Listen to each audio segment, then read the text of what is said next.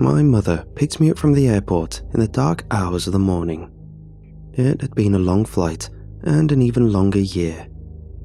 When we finally pulled into the driveway, the ranch house I grew up in looked like a little black shipwreck sticking out of the fog. Why is the kitchen light on? I wondered. Mom lives alone. "We're here, boy. Oh, yes, we are," my mom shouted as she opened the door. That's odd, I thought. Is she talking to me? I rolled my luggage into the dark hallway. I didn't really need a light after all. I knew the place by heart. The jet lag was hitting hard, and I barely managed a hug and a simple conversation before I had to drag myself off to bed. I heard Mom's muffled voice from the kitchen as I drifted off to sleep.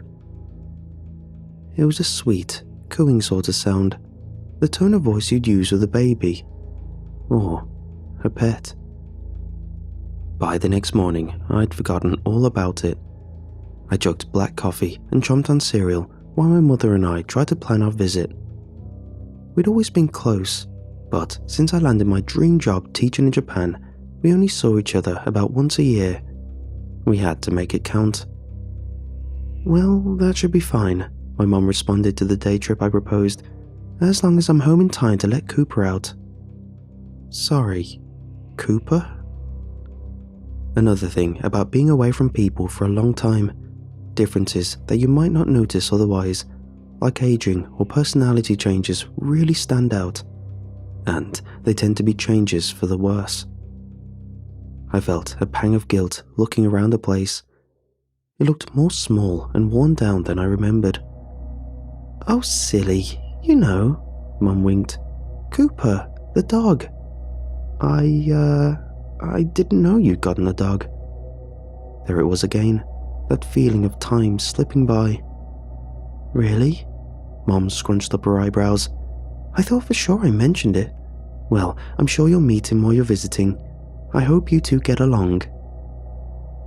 I do too, I thought, frowning. Truth was, I didn't really like dogs all that much, and I was pretty sure that feeling was mutual. I know how attached some people get to their pets, but when I look into a dog's forward-facing predator eyes, my first thought is, creatures like this used to hunt and eat creatures like me. I peered out the blinds at the dead grass and leaning shed outside. Two shining stainless steel bowls glinted in the winter sun. So, is Cooper out back or... Oh, I don't know. He comes and goes. I squinted at something across the way. A missing pet poster stuck to a telephone pole. It was for a cat though. As I got us packed and bundled up for our day trip, my eyes fixed on a new addition to the house I hadn't noticed in the dark. Either it was a black rubber dog door built for a big dog. My eyes fixed on a new addition to the house I hadn't noticed in the dark either. It was a black rubber dog door built for a big dog. Each time it rattled in the wind, a shiver ran up my spine. When we finally pulled out of the driveway, I realized that I was actually relieved to be leaving my home behind, without a sign of Cooper. We arrived after dark, hungry and tired from too much driving with too many stops. I went straight for the kitchen to prepare dinner, and I was so focused on chopping vegetables that at first I didn't notice the strange sounds coming from the living room. There we go. Who's a good boy? Who's a good boy? Leaning around the corner, I saw my mom bent over in a rocker, making a stroking motion. Cooper, I figured. Odd that I hadn't heard him come in. Mom and Cooper were still at play when I finished the jambalaya. Or so I thought. But when I turned the kitchen corner, my mom was staring dead ahead at the TV. There was a program on about a pair of kids who'd gone missing from a playground a few blocks away. Mom, I ventured, can I help with Cooper? Thanks anyway, dear. My mother nodded and took the steaming bowl out of my hand. But he just ran off. I'm sure he's around here somewhere. He comes and goes. Yeah, you mentioned that. I was beginning to feel uneasy again, but I still couldn't say why. Don't you think it's kind of odd that he hasn't come out to, I don't know, greet me or something? You're the first new person Cooper's known besides me. Mum sighed happily as she dug into her dinner. Maybe he's just shy. That may have been true, but for the first time, I found myself unable to relax or unwind while visiting home, and it was all because of this unseen, unknown presence that just might pop up at any time. Where does Cooper usually hang out? I asked after a few hours of movies, snacks, and what's new with everybody chit-chat. I think I'd like to say hi. It makes sense that a shy dog would hide in the basement, right? I tried to reassure myself as I descended the stairs. The scuffed up wood brought back childhood memories. In those memories, I always seemed to be running up them as fast as I could, terrified of what I'd see if I looked back over my shoulder. But I was an adult now, standing with my shoulders square at the bottom of the steps, ready to turn on the light. And there was nothing to be afraid of, right?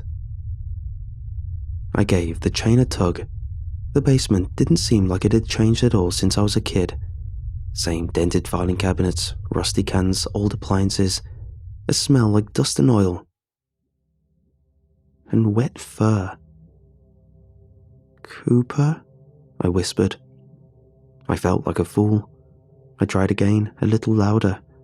Cooper, here boy, Cooper. The cellar's damp and chill sank into my bones as I waited for a response. Nothing. With a sigh, I clicked off the bulb, started up the stairs, and heard something large padding around in the dark. With a start, I rushed back down, yanked on the light chain. Again, nothing. But I'd heard something out there among the cobwebs and covered furniture. I was sure of it. I waited a solid minute before heading back, defeated. The movement started again when I was about halfway up. That is, just as far from the upstairs light as the one downstairs. This time, it wasn't just skittering around. It was charging. The bulk of something much heavier than I was made the wooden steps creak and groan in the pitch blackness behind me. I ran as fast as I could, but even so, I felt hot, panting breaths on my shins before I burst into the light of the kitchen. Mom looked at me curiously. Heh, I gasped. 20 years later, I guess I'm still scared of the basement, huh? Without a word, my mother turned back to the blue glow of the TV. Apparently, there was no sign of the two missing children. Although I went to bed early that night, I couldn't sleep. I kept waiting to hear movement from the basement or the rubber door flap. I'd almost drifted off when I got my wish. The clatter of the flap, the clack of paws on a hard surface coming down my bedroom hallway. The sound got closer and closer, then seemed to pass right through my locked door. Whatever it was in the room with me. I sat up straight and turned on the light. I could hear its steps all around, and it sounded too big to hide. So, where was it? It was only when my instincts made me look up that I saw the muddy paw prints being tracked in circles on my bedroom ceiling. A chill ran down my spine, that scared prey sense that comes from being watched by unseen eyes. The invisible thing on my ceiling stopped, then growled. What the? I ran out of the room, heavy paw steps fast behind. I cried out to my mother, who had dozed off in a recliner. The growling behind me deepened, then stopped. Mom sat up and put on her glasses. Oh, she smiled. I see you've met Cooper. What? I wheezed. I heard panting and the sound of a wagging tail scraping across the floor. What the hell was this? I watched invisible paws sink into the carpet as the panting thing padded over to my mom. Its growls turned into happy yelps as, I guessed, my mother scratched its belly. "Who's a good boy?" my mom cooed. I crept closer. "Mom?" I didn't know how to begin. "Do you see anything?" A snarl and a chomping sound cut me off. I felt, rather than saw, that something big had sprung to its feet before me and raised its hackles. Had a set of invisible jaws just snapped by my hand? "Oops," my mother cautioned. "It seems like it's still not used to you." I backed away until I was in the hallway, ready to run, then shouted, "There isn't a dog there. I don't know what you've got there, but it isn't a dog." "Don't be silly. Of course, Cooper is a very good boy. Yes, he is." The pleased yipping and whimpers resumed. It was more than I could take. I went back to my childhood bedroom, slammed the door and locked it. Not that it would do any good. When the noises finally stopped, I assumed my mother had gone to bed. I tried to keep any darker possibilities out of my mind because, as concerned as I was for her, the truth was that I was too scared to check, too scared of what might happen if I ran into that thing alone in the dark of the hallway, without my mother's apparently protective influence. I sat up in bed with a light on and an open pocket knife clutched in my fist, not like that would do much good against an invisible creature with claws longer than its blade, and tried to stay awake and vigilant. I must have fallen asleep, because the next thing I remember was the sag of my bed as something heavy clambered close to me. My nose was overpowered by a reek like damp fur and rancid meat, but I didn't dare to move. For a couple of seconds, I lay stiff as a corpse, with Cooper's hot breath sweeping across my face. Then, it spoke. "Do you want to see me?" The voice was guttural and gravelly, like if a bear could talk. "See you? What are you?" I whispered. "What do you want?" "Do you want to see me?" it repeated. I screamed. I heard my mother's hobbling footsteps and felt awful for waking her, no matter how horrible the cause. The thing lowered its voice to a growling whisper as my mom fumbled with the door. "If you say yes, you can't take it back." "Cooper," my mom put her hands on her hips. "Get down from there, this instant." "I'm sorry," she laughed. "He's just not used to other people, you know."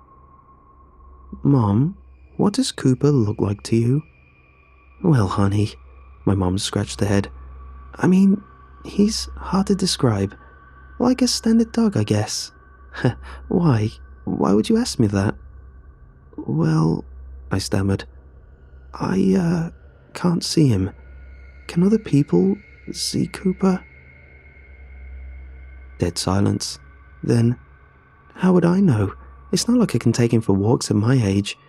"What do you mean you can't see him?" my mom stalled. That's just ridiculous." "Come on, you must have noticed that something's off," I pressed. "Like people look at you funny when you call him or play with him outside, or when the mailmen or Jehovah's Witnesses or Girl Scouts or whoever comes to the door, they just act like he isn't there, right?" The thing beside me didn't like this line of conversation at all. I felt it gently but firmly place a paw the size of a dinner plate on top of my stomach. Even with all the adrenaline running, I recognized that signal for what it was. A warning. One of those claws would open up my intestines like a sharp knife slicing through sausage. "I don't know what you're talking about," my mom snorted after a long pause. But I could tell that I was onto something. She couldn't see Cooper either. My mind flashed back to those stainless steel dog dishes out back, to the missing cat sign, to the 2 kids who'd vanished in this very neighborhood. "Mom," I chose my words carefully, "how did you find Cooper? What does he, eat?" "One day, I just heard him on my doorstep, whining and wagging his tail, so I told him he could come in." Mom put her hands on her hips. And he's not expensive to feed, if that's what you mean. Unlike you when you lived under this roof. Cooper takes care of himself. Are you sure Cooper doesn't get into any trouble? What do you mean? My mother's expression changed to one of genuine worry. Honey, you're scaring me. You don't want to scare Mom, do you? The thing snarled, so low that only I could hear it.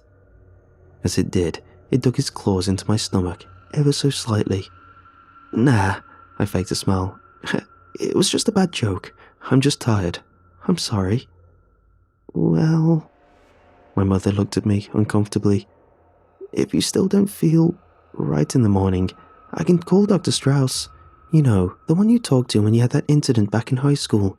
Did you know he's still practicing psychiatry, even at his age?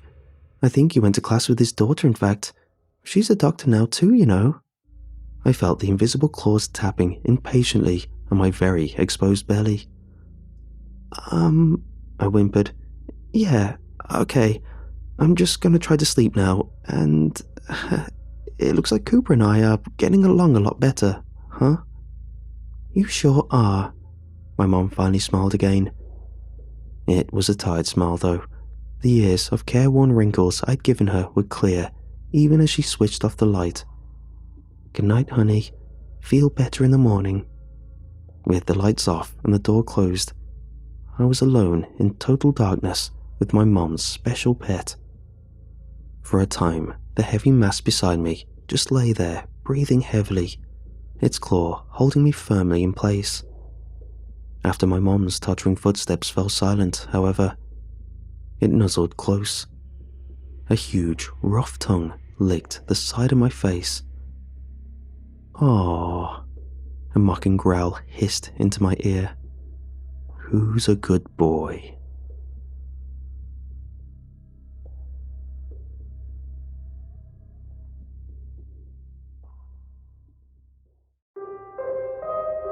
When I clock in, the machine is old and archaic, covered in layers of dust. My opening routine is simple. I enter the main gate. I ignore Dave, who's always standing outside the premises when I enter. I make my way to the employee area and change into my uniform at the lockers. It sounds rather mundane, but once the shift starts, the craziness begins. Back when there was a team, we'd call every day a snowflake shift because no 2 days were ever the same. There's a long list of duties and almost never the same task. On top of that, there's no set schedule for when something will need to be done, creating near infinite possibilities of combinations a night. Most of the tasks are pretty simple, but the issue is that one small slip-up could cost you dearly. And there's no manual for the job. Survival comes from a mixture of past-on experiences and dumb luck. And since there's not always a set answer, the best I can do is recall some stories from my time here. This way, any newcomer can calibrate their mode of thinking similar to mine, since I've been the most successful employee to date. Before learning about the shift, it's good to brush up on the area's history. The scenic land was bartered from locals many decades ago and swallowed into the site's growth. It used to be a small village with a few water spots, with solid land for foundations and robust roads. The issue was commerce. The sustainability of the village was ever sinking, so some tycoons barreled up and swallowed the whole village with sweet deals. The idea was simple: own all the land and develop it more than a pile of filthy peasants could do.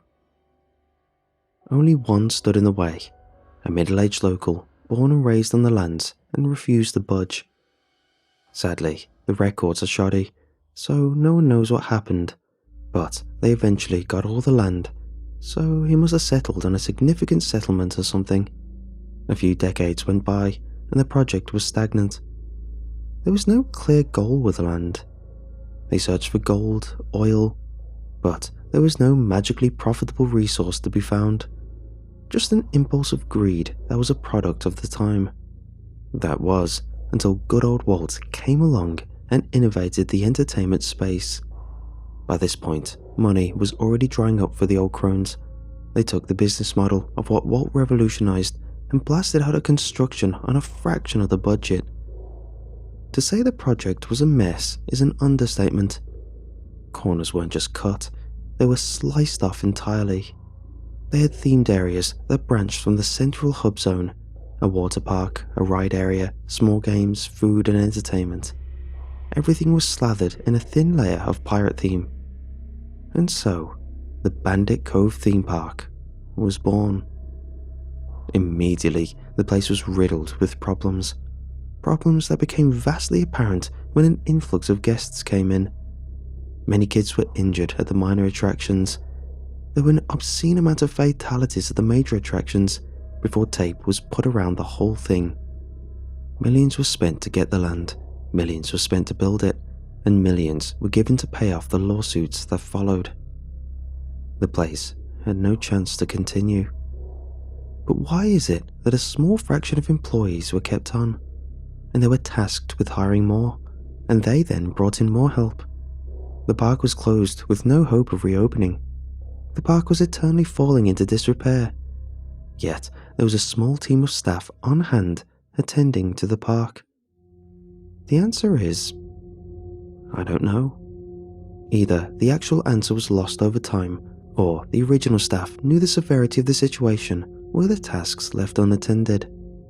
I've only managed to develop theories based on the tasks that have been upheld. So, about those stories. Each area has its own unique tasks and challenges. My least favourite is the taming cages. During the brief time the park was open, a prominent attraction was the taming cages. Back then, foreign animals were a commodity, something people still flocked from miles around to see. The pirate theme was in full effect here, but it was mixed with a circus aesthetic, a mix that could not look more cursed. Imagine people in full bandit gear, but with odd bits of colours and full face paint. It was a free roller coaster down the uncanny valley. The small cages housed many oddities from around the world, but the taming cells were way too small to house any kind of large predator. However, that didn't stop them from trying. Knowing the full extent of what a lion can do, it's pitiful how poor the entrapment was to keep them in. Every few days, I have one of the few tasks done outside the park. Periodically, I have to visit a butcher in the nearby town. The young ones there seem to serve me with confusion, but the older gentleman regards me as if he knows more than he lets on. Despite this, I can never get a peep out of him.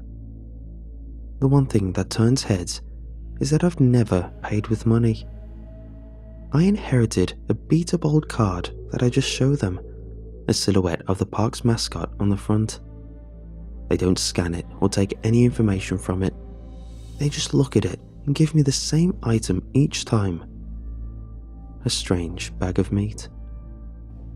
I've never tried to identify the cuts. I neither have the knowledge of meat, nor do I want to push my luck. I very quickly learned what happened to curious cats in this job. All I know is that it never smells fresh. I'm always followed with a horrendous pungent smell. When it's time, I make my rounds around the taming cages. The smaller cages house hunched over silhouettes. I leave a slab of meat just within reach of the cell. Only when I'm safely away do they scuttle over to eat. But it's the taming cells that I hate. Because I can't just leave the meat there. I have to dig my hand in, grab a meaty handful, and throw it. The sound it makes isn't pleasant, but it's what follows that I hate. The small plastic cave at the back stirs. I hear the grunts and sniffing as something emerges from the hole. There's a dragging sound as it slowly meanders out of its confines and slowly makes its way towards the meat. When it does, it goes through the same formality. It sniffs it as if appreciating the scent. Slowly, it picks it up, and only when it makes eye contact with me does it eat. I have to watch the painted face of what was once a person slowly guzzle down the hunk of flesh. His bandit clothes have long since been stained by years of red drippings. I have to make sure it eats, and it wants me to know who's truly in control. Because, like I mentioned, its routine is only a formality. It could hop the fence with its opposable thumbs and strangely strong limbs, if it wished to. But it doesn't, and seemingly self-contains itself to save the trouble. As long as it's pleased, it causes no problems. On my way back, I see them, now in the lit-up areas of the front of the cages, chewing down the red cuts. Pirates, bandits and thieves. Their faces are still marked with the paint of their uniform. Some days you just know what you're doing for the whole night. A prime example of this is when the screams start. When entering the main gate, a good idea is to just stand in the hub area and wait. Silence is golden. A quiet start usually means a calm shift. So when you hear screams coming from straight ahead, it's a good idea to brace yourself for a long night. The rides are straight ahead from the hub area, rickety old monoliths of ancient theme park technology. During the period these were built, they were relatively inefficient and downright dangerous. Even the upper echelon of rides from this era was marred with issues. You'd be hard-pressed to find rides from this era that hold up, since they either don't last the test of time or parks work to modernize outdated rides. It's a miracle in and of itself that they still stand. So it's always a terrifying prospect that I sometimes have to operate them. Shrill screams light up the night, and you have to follow the source when they start. It takes a while. Sound bounces strangely in the park, so it's easy to get led in circles when the source is in reality nearby. And it's a nightmare when you find one. Sometimes they're hidden in the overgrown foliage, so I often jump at the start when a gentle rustling rises from near me when on the hunt. It starts slow, but winds up until it stands upright. And slowly, it emerges. The rotted, beat-up remains of a child. Their skin is wrung raw all over. The direction of scraping differs from many angles. Their joints click and pop with each motion, yet they still move with slow efficiency. When they see you, they will not stop following you.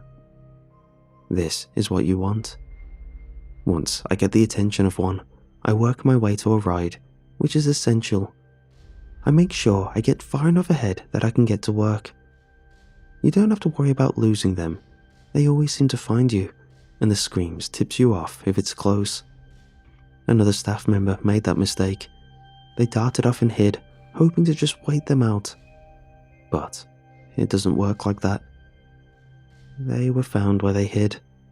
No footprints leading in, but slow, deliberate red footsteps leading away from the body.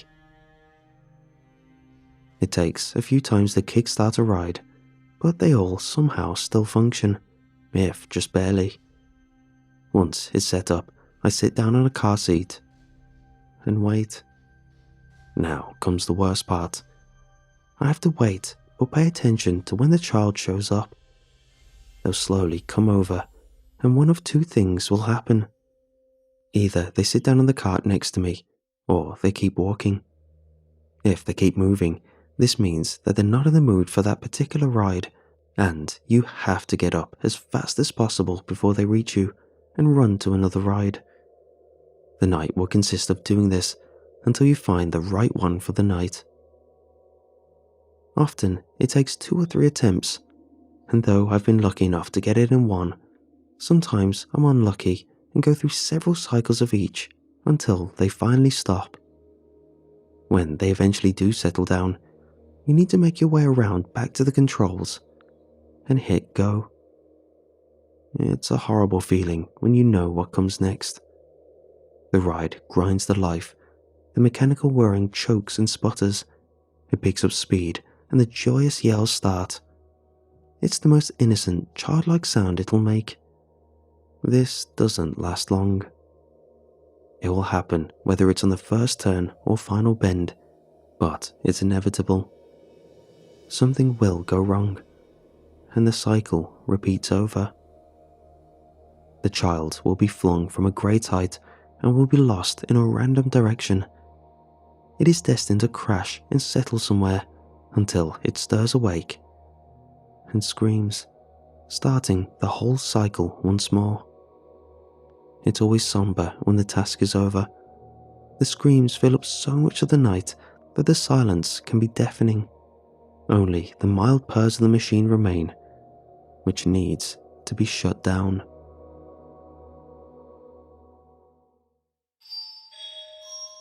Let me tell you about Dave. I mentioned earlier that my routine starts with entering through the main gate, ignoring Dave, and making my way inside. That isn't an exaggeration. Always ignore Dave. Back in the day, we tried to time when he arrived. Every shift, he'll be standing in front of the gate like he's the first in line to get in, and so we tried to find a time he wasn't there. We tried arriving half an hour earlier to the shift, then an hour, then more. No matter how obscenely early we showed up, he'd be there. Yet, he wasn't there when we'd leave. He has the image of the most passive man you'll ever meet. A simple, middle-aged, white-bread person. Sweater vest over a clean pressed shirt, khaki trousers, and some comfy-looking loafers. Dave is the most unassuming man you can imagine. But I think that's what makes him passively terrifying. His clean demeanor stands out from the juxtaposition of the rundown and abandoned park. His polite tones don't match the grim nature of the job. His words are smooth and persuasive, but you must never listen to him. Often, when you enter, he'll try to ask you questions about the park. When is it opening? If you could come inside, whether a particular ride or attraction was open. Some have tried to answer his questions to get him to leave, but this often proves to be a mistake. It's better to just walk by as sternly as possible and get away from the gate. But sometimes, you can't. There are days when you have to sort something at the ticket kiosks or return to the hub area. This is where he takes full advantage of your presence. He'll offer help with whatever you're doing, tell you he knows secrets unknown about the park, that he can save you from every threat you come across, and all you have to do is go back outside.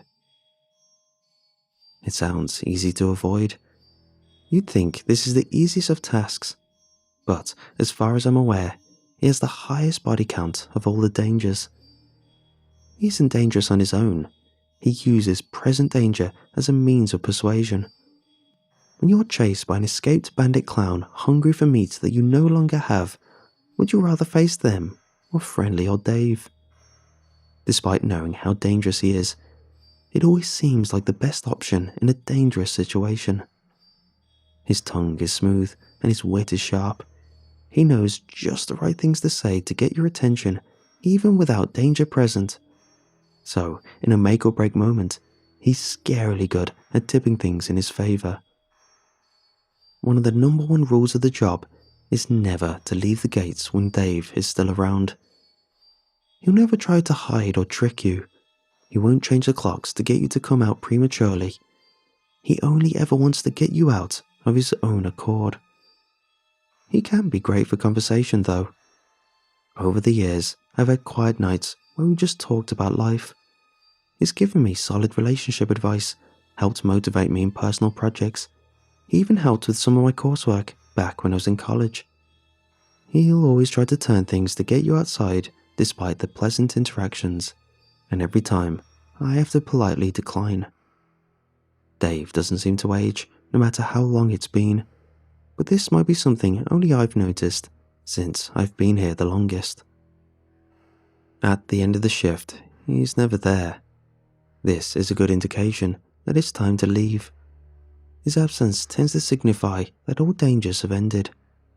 But this added to the enigma of him always being there when we arrived. So, years ago, a colleague challenged this paradox. His goal was simple: stick around at the end of a shift and see when Dave comes. We all told him not to. We were pushing our luck every night. Why push it further? But no, he was adamant about solving at least one mystery. We never saw him again. We chalked this up to another body count for Dave and noted to never try that stunt for future employees. If you want to know the worst place to be during a shift, it's the water park. Built over the small natural lake of the old village, it was supposed to be the namesake of the pirate theme they were going for. The area was called Treasure Lagoon. It had a mix of attractions for both older and younger generations. Pools and slides twisted around the outer regions, whilst the main attraction, the pirate's flute, stands tall in the center. But there's a reason why most water attractions aren't built on natural water sources. The safety measures were shoddy at best, and due to depth disparities, kids were quickly lost to the depths of the water. They built protective grates over the particularly deeper parts, but somehow kids slipped through and got trapped. The worst were the kids who got caught on sharp cuts of metal that jutted out from the grate sides. All it took was a barbed hook to latch onto a kid's swimsuit, a quick panic, and they'd lose their breath and disappear below the depths. There were 8 reported deaths, though I feel that they only reported bodies found, not disappearances. Many tears were shed here, and they still haven't stopped. When you hear crying, you know it's time to attend the water park. At first, the sound of water is almost soothing. It flows around in the loop of the layout. But it'll be there, the faint cries of children. There will be a lifeguard station, and in there are numerous long poles with reinforced metal ends. I have no idea who supplies them, but there's never an excuse not to have one. Follow the subs around the base. An important detail is never to stand at the edge. You may be tempted to approach the streams to hear better, maybe even to take a peek. This has cost us many members of the team. The sobs are quiet, almost inaudible, but keep walking along and eventually you'll find a source. Now, you wait. Eventually, they'll reach out. Arms pale blue and slimy, dark veins streaking all over them. The voices will wail in agony as they thrash around the edge. Do not let them touch you. Though they are small and childlike in size, they are powerful. You'll eventually become desensitized to the next part. Slowly approach the edge, raise the pole, and gently push them back down. The trick is to estimate where a head should be. The wails will soon peter down into a sob before bubbling away into the depths. I lied about becoming desensitized. It hurts me every time. For how long it takes for the sobs to stop, you have to keep circling the waters doing this. An easy night should end after a while. However, sometimes the moans lead all the way to the pirate flute ride in the center. If this happens, it's just easier to run. There used to be a staff member who knew what to do when this started, but that knowledge is now lost. If you stick around too long, you'll see the sea of arms. No one knows the consequences of letting them run loose for a night, but it's the only option we have right now. A lot of what happens in the park runs off sound cues. Dave's soothing voice cooing you to come outside, the screams from the rides, the cries from the water park, but the loudest by far is the sirens. You have to remember, the park was inspired by Walt Disney's original Magic Kingdom, built in 1955. That's only 10 years after the end of the war. Tensions were still high for some people. This rang true with the owners, who must have been paranoid with the number of sirens they placed around. They look and sound like air raid sirens, so it's only a theory that they were actually about the war. They're practically at every corner, ready to fire off at a moment's notice. There's no mistaking when they go off. The whole park lights up with sound. I once saw someone's ears bleed because of them. The first time I witnessed it, I was doing the roller coaster chase, but as soon as they went off, the child thing just slinked back into the bushes. Even the creatures that roam the place know when it's time to hide away. They don't blare at full volume for long, just long enough to make its announcement known, then peters off sufficient for you to start running. Even when you're going at full force, you can hear it. There's no doubt that it's coming. The cracking of small shacks splintering in the distance, the slamming of body parts heavier than anything known in the wild. The behemoth of the park wrecks its way in, wildly flailing about in agony. When the sirens start, you have a small window of time to run. Take any head start you can, because it's the only reprieve you'll get. The creature slinks on many limbs, fleshy tendrils that slap about wildly. You can outrun it on paper. It's fast, but it lacks direction. My theory is that it can't see, choosing to feel around. That's why it thrashes about so much. But it's shown bursts of high intelligence at times, so take what I say with a grain of salt. The problem with running is endurance. You have to evade it for a long time, sometimes all night. Therefore, finding a sustainable way to escape is vital. You get desperate for escape. I've even been tempted to run out to Dave. He promises so much when you're desperate, and when he offers a reprieve from the behemoth, it sounds like a fresh of breath air. Though, after hearing of someone once taking that option, I infinitely prefer the behemoth over him. What makes things complicated is that sometimes the same thing won't work twice. Gary was adamant he had the perfect spot. He claimed it worked every time. I was on shift with him when a siren blare happened. At the end of the shift, I went up to his spot, a little reinforced stall that was designed for pellet gun shooting. Gary was just a smear of red paste when I arrived. I talked about all the destruction it brings about. What always baffles me is when I come back the day after, everything is as it should be. Not in a pristine brand new way, always the same condition things were before it rages through the park. This isn't even the most confusing thing to me about the park. I have way too many questions, and not a shred of answers. I've mentioned the branching paths from the hub area. Each has its challenges and events, many that I've still not spoken about, and probably more that I've not even seen myself. But there's an event that starts in the center area of the hub, from the Ferris wheel. It's constantly spinning for a start. Even if all the power goes out because of the Goliath eels, or when we knock off the generators, it's always running. It's a very passive danger compared to most. The only time it's claimed someone was when a new hire decided he wanted to ride it. We waited at the base, keeping an eye on his cabin. When it came back around, he was gone, never to be seen again. But that's not what I wanted to talk about. See, there's a rare event. It's only happened twice for me in the 10 years I've been here. It's signalled by a light coming on in one of the cabins. It's a good idea to glance at the wheel every so often, just in case it comes on when you're not ready. But when it does come on, it signifies the arrival of the backwards man. The backwards man is a figure that walks, well, backwards.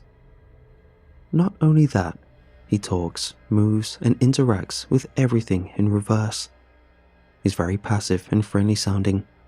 Granted, you can't understand what he's saying, but This only lasts as long as he's not mad. It's not what you do that makes him mad. You can poke him, run from him, ignore him. That doesn't set him off. The thing that aggravates him is when he sees something not in reverse. Well, I guess to him, we're the ones in reverse.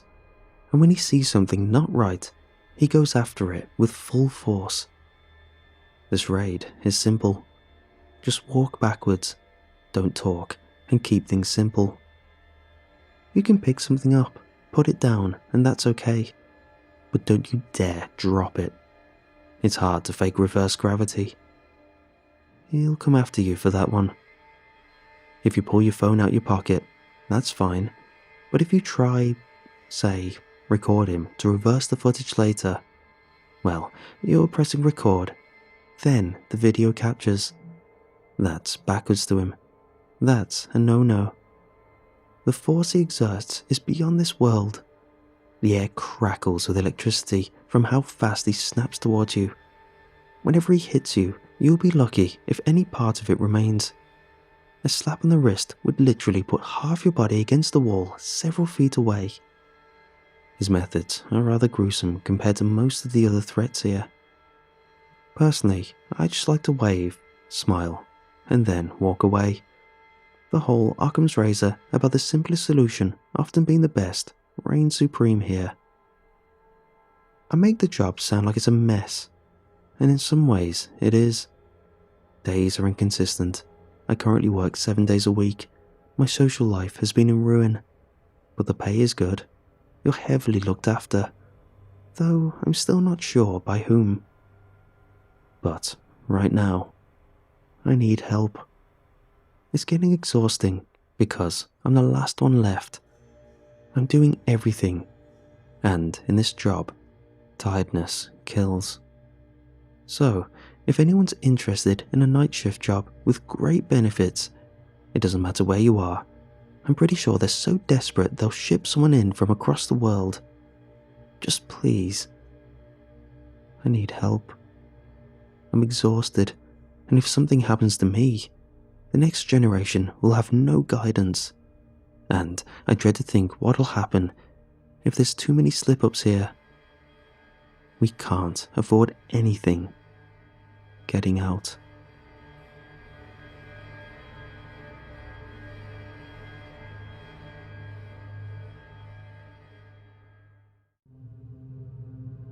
Every place has its own strange traditions, customs that seem normal when you're there, but completely outrageous or downright bizarre to anyone outside the circle. But when bonding with others from small provinces, my village always tops the conversation.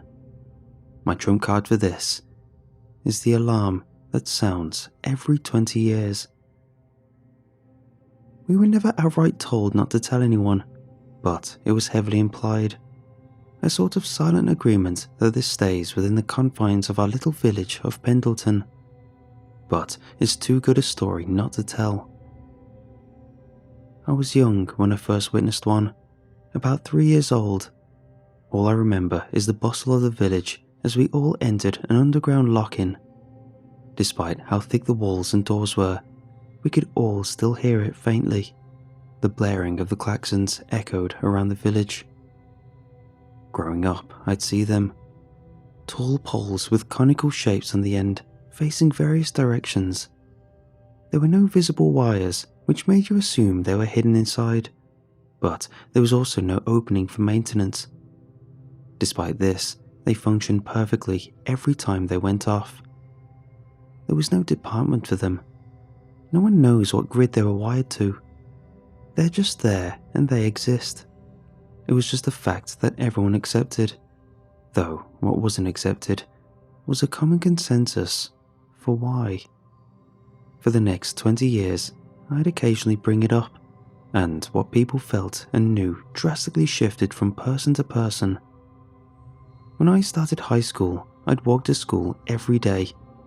Driving wasn't, and still isn't, a common commodity in the area. Pendleton was small enough for driving to be more of a flex than a necessity, so a regular routine for many kids was to meet up with others on the same route and the group built up as we neared the school. By the time they reached my house, there'd usually be 4 to 5 kids already built up, ready for me to add to the number. For the most part, the route was always the same, but due to the swings in weather, it was sometimes better to go down alternate paths. The tighter alleyways would provide cover from particularly harsh winds that plague the winter months, and when you went this way, we'd sometimes see the Church of Many. This wasn't some grand cathedral. It was a function room where many middle-aged men would meet for a few beers. Drinking early in the day is universally seen as inappropriate, but they always argued it was for religious reasons, and somehow they always got away with it. We sometimes peeked through the windows out of curiosity. We'd only heard rumours about the place, so we knew very little. However, we knew that the whole organisation was based on the alarm, which sounded every 20 years. They were known for holding public events around the village. It honestly felt more like a themed community centre than a religion, something that gave our little area an identity. But you could never say this to them. If you bring up their so-called relaxed worship, they'd argue you out the room about the importance of the organisation. They would even go as far as to make you thank them for saving the town every 20 years, claiming it was their doing that things weren't worse when the alarms went off. As you can imagine, it's nigh impossible to prove their claim, but equally impossible to prove otherwise. Quite honestly, the whole thing would be forgotten about for long periods. Something that happens every 20 years doesn't exactly bring about a sense of urgency, but sometimes, in school, a kid would bring it up and talks would start all over again. There'd be a new theory thrown in and jokes around the room each time. But this is where Isaac always stood out. If you ever brought up the alarm with him around, he'd say the same thing. The alarm is a hoax. Something to understand, our town isn't exactly 100% on the grid. It's known about by the government, but so disregarded that we've managed to uphold a sort of autonomous zone, separate from outside influence. Because of this, we still have some kind of royal family, but to actually call them that is an overstatement. They're just the lineage of the founders that have passed down power through each generation. They claim they know the secrets of the alarm, but say it's kept from the public for the village's safety. This is another point of contention, but we'll save it for now. Just know that this family has a lot of power in this village, but for the most part, they're well liked since they're very involved with the growth and development of the land. This doesn't stop the rumours though. Isaac had one thought when it came to the alarm: a hoax. His theory goes that it's done to subjugate the population. Every 20 years, they assert their dominance by sounding the alarms and seeing who obeys. A simple routine that lets everyone know who's in charge. You see, anyone who doesn't seek shelter in the town's bunker is never seen again. During my later years in school, I met a girl named Edna. She was sweet. The village was small, so meeting new people was rare after a certain point. People exaggerate when they say a place is so small that everyone knows each other, but some of the more busy people might literally have done that. I met her during a school outing. The years in school were split. She was in the year below, and this particular trip was mixed with a few years. By the end, we were inseparable, and this carried on after the trip ended. I very quickly met her family, and we all got on well. But one moment really stood out to me, and that's when the alarm was brought up. I only brought it up offhandedly at the dinner table. I mentioned that someone at school was talking about the Church of Many being caught being drunk and disorderly again, and started raving about the alarm like it was urgent, and the table sort of grew somber. Her parents didn't seem to want to say anything. But Edna put the silence out of its misery by explaining their side of things. Apparently, she had an older brother, James. James had heard a rumor about the alarm that was still around. The idea is this: if you stayed out during the alarm, you were met by the spirits of the village. If you went to them with a wish in your heart so strong, it'd be granted. James had a wish, something he never shared with his family. Well, James snuck away when the evacuations were happening. Edna's family couldn't find him, but it was too late to go searching, so they had to hope James was okay when the alarms were going off. They searched and searched afterwards. The whole town had gotten involved, but James was nowhere to be found. The idea of something supernatural happening during the alarms wasn't a foreign idea to people, but Edna's family had their thoughts. James would never have wished to be away from his family, so if he stayed out to make a wish and was gone, the spirits could never be good. They were evil and had to be hidden from. I once talked to my dad about the alarms. My dad was a run-of-the-mill handyman. If you needed something done, he'd either be able to do it or figure it out. He was able to figure out any practical issue if you gave him enough time. My dad was sometimes sought for his advice. His practical thinking translated well to other areas, and he became a sort of counsellor for some.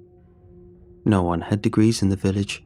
Knowledge was brought in from outside sources, but no one really left Pendleton for qualifications. Besides, there would be no need.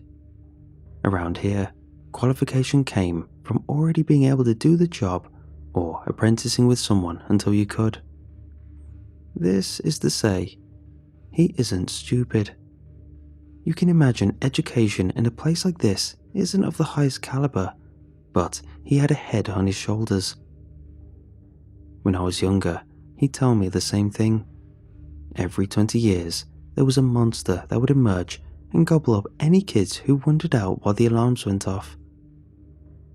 This was a common story told to kids to keep them in check. A lot of people in my school were told that, and I imagine my parents were told that when they were kids, and so on. Even when I hit high school, he persisted with this story, but with some added details. I imagine that the gruesome notes were to keep me in check when the childish version lost its luster. A fear some parents had was if the alarms went off when the teens were in the woods drinking. If they were too far out, they'd never make it back in time. This isn't to say they were strict to a harsh degree, but they were often overbearing when nearing the due date. This was because there was no set day. Sure, it was known to happen every 20 years, but there was a wide variance of possible days. People tried lining up the dates to old calendars, ancient time-measuring devices, even alternate religious texts, but nothing could predict the exact time and date. So often, we all became especially cautious when we knew the day was coming up. I was nearly 23, and was a few years into my career when we were nearing the date for the next alarm. By village standard, I was considered a man. So I faintly confronted my dad to tell me what he thought the alarm was. He told me what he thought. It's a monster. I resigned myself to hearing the same story again, but this time he went into much more detail than before. He explained that every 20 years a monster came through and ate anyone who was found.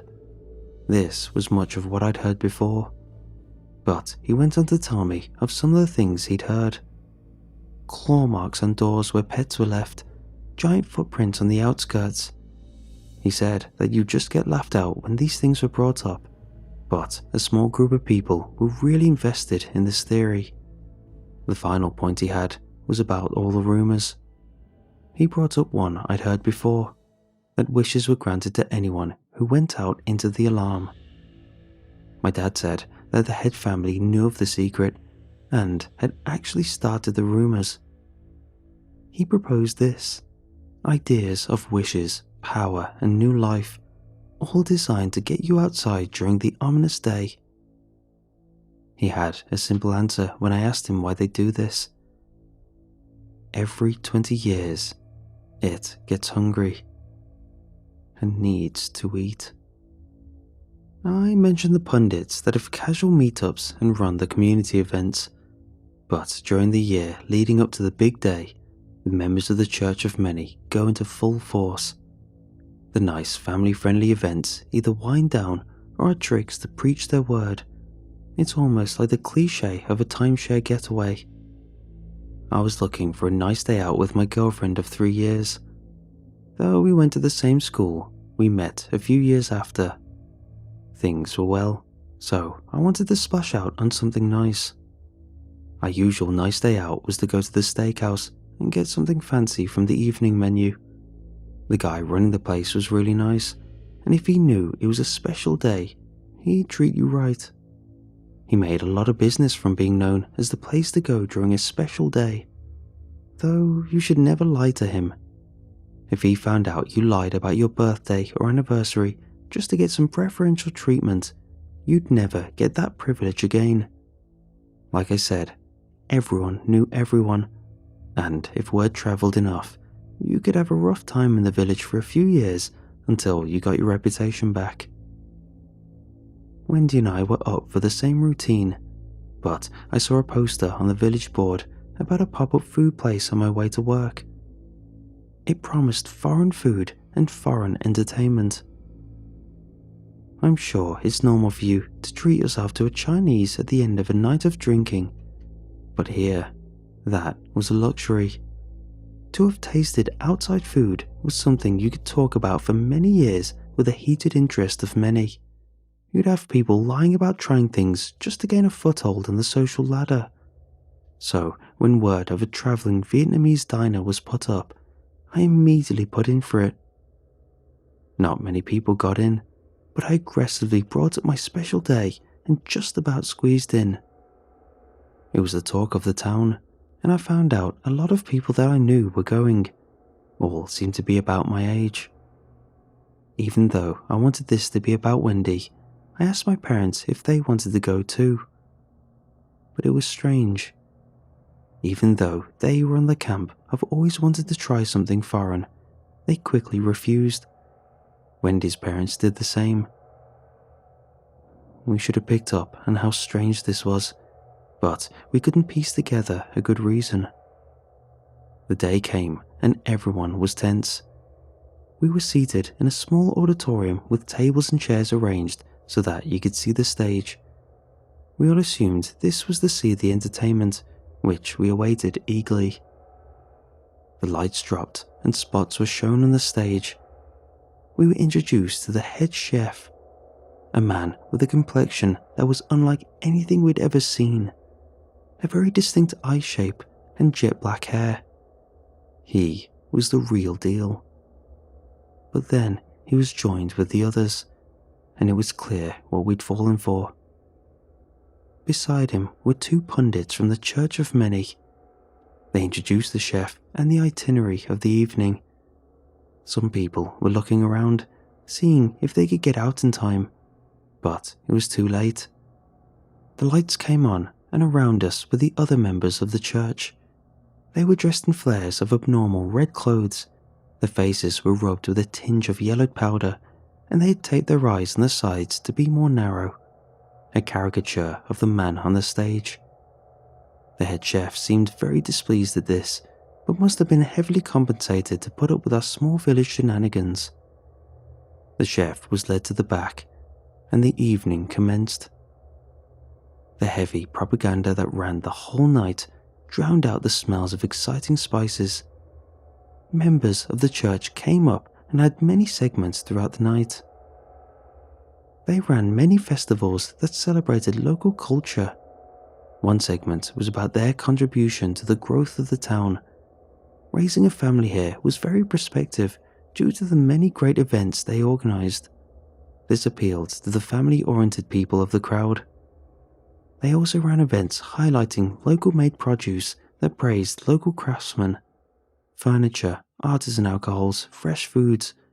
It was common to have a personal skill on top of your primary career, so to be part of that growth really appealed to the hard workers.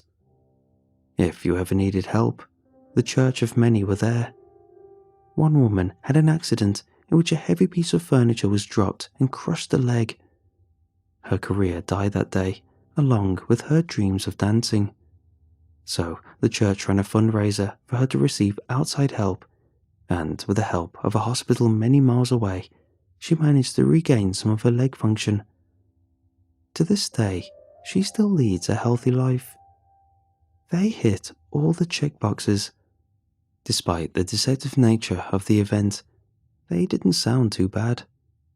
Then they had a segment appealing to the less active people of the crowd. You can drink in the morning during the meetings 3 days a week if you join. It was allowed on work days due to religious reasons as sanctioned by the head family. The rule of thumb was to not get belligerent, but anything before that is open game. Again, this turned some heads. It had people thinking, maybe it's not as bad as some said.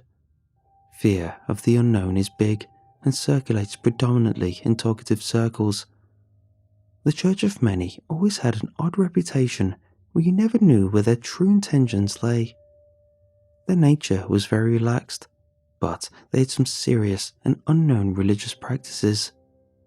It seemed you only got full details if you were in, and even then you had to be a long-time member before you got any critical information. This caused a lot of distrust from the more opposed members of the public. The food came out, and it was divine. I don't even remember what it was called, nor do I fully remember even what meat it was. It was a blast of spices and sauces mixed in a way utterly alien to our meat and potatoes culture. The reaction was visceral at how shocking it was. Some people cried tears of joy at having had such an experience. But after this, it was only downhill from there. They had more segments on stage. We were receptive to such a fantastic meal and very persuasive points. But this is where it started to get a bit crazy. They raved about the truth of it all, how we could be free from our mental prisons. They put down the common man as being ignorant to the higher truths. Simple salvation could be had if you joined. The eldest of the group came out. Old man Ezekiel. He had lived through 4 alarms, the most out of anyone in the village. His beard hung low, giving him a sage appearance. He wore garb far outdated to the modern times of our province. Old man Ezekiel went on to come out with something that divided the room. He claimed he survived being outside during an alarm. He explained it was when he was but 4 years old, having been left by his mother by accident. Ezekiel claimed what he saw led him to revolutionizing the inner circle of the Church of Many, but these secrets were too much for someone uninitiated. The only way to receive the blessed knowledge was to pledge your life to the church, work hard, and earn the highest of trust. This immediately had the room in whispers. Some had family taken because of the alarm, while others had their biases and theories challenged by the notion of someone surviving. He was heckled with questions. If he survived one, why had he hidden for the others? Was anyone around who could challenge such a claim? If he had this knowledge, why hasn't he tried to stop it? He simply stood there with an all-knowing expression, and only when the commotion died down did he simply walk off stage. We received no more words. The ball was in our court. By the end, some left in a huff, having felt insulted by the ridiculous claim. Others were already fanatical about the cause, already trying to garner more interest in the divided members of the crowd.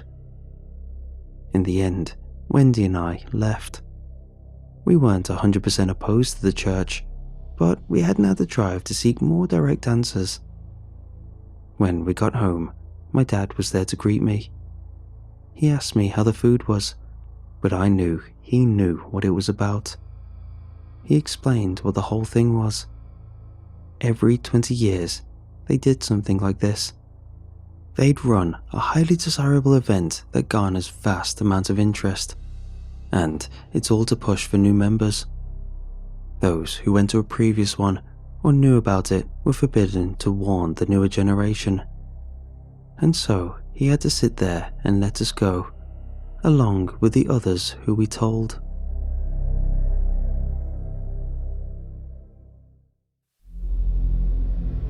Nearing the coming day, you can feel it coming. There's an electricity in the air. Less and less events happen the longer the 20th year goes on. People know to keep their schedules open in case they're caught unaware. Even the church quietens down their excursions in fear of accidentally getting people trapped outside when it happens.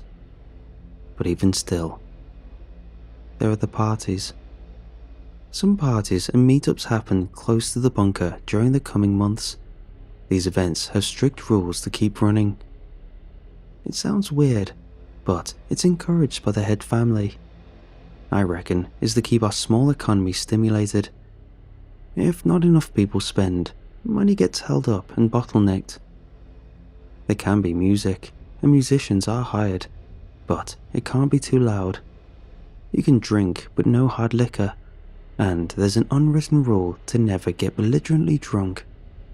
In the past, there have been those reported to have drunkenly slept through an alarm and went missing from not getting in the bunker. Though there's a somber air to these meetups, it's still a much-needed social energy. It can feel like months of waiting, so going that long without any stimulation can drive one stir-crazy. It's normal to keep your circle of friends from school well after school has ended, which was the case for me. Every time I went to one of these events, I'd see familiar faces.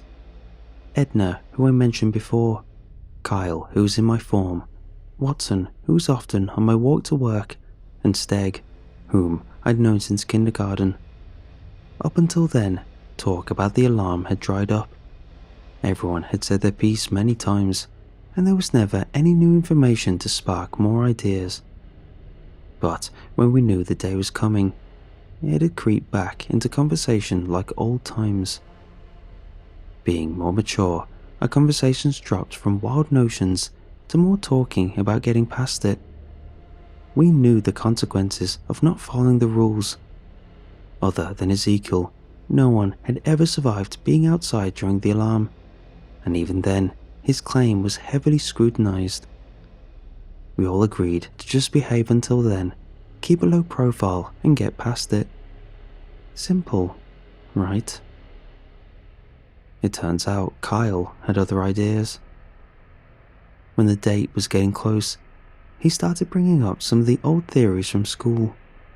He'd bring up a few, but always circle back to one, that you could make a wish, if you survived.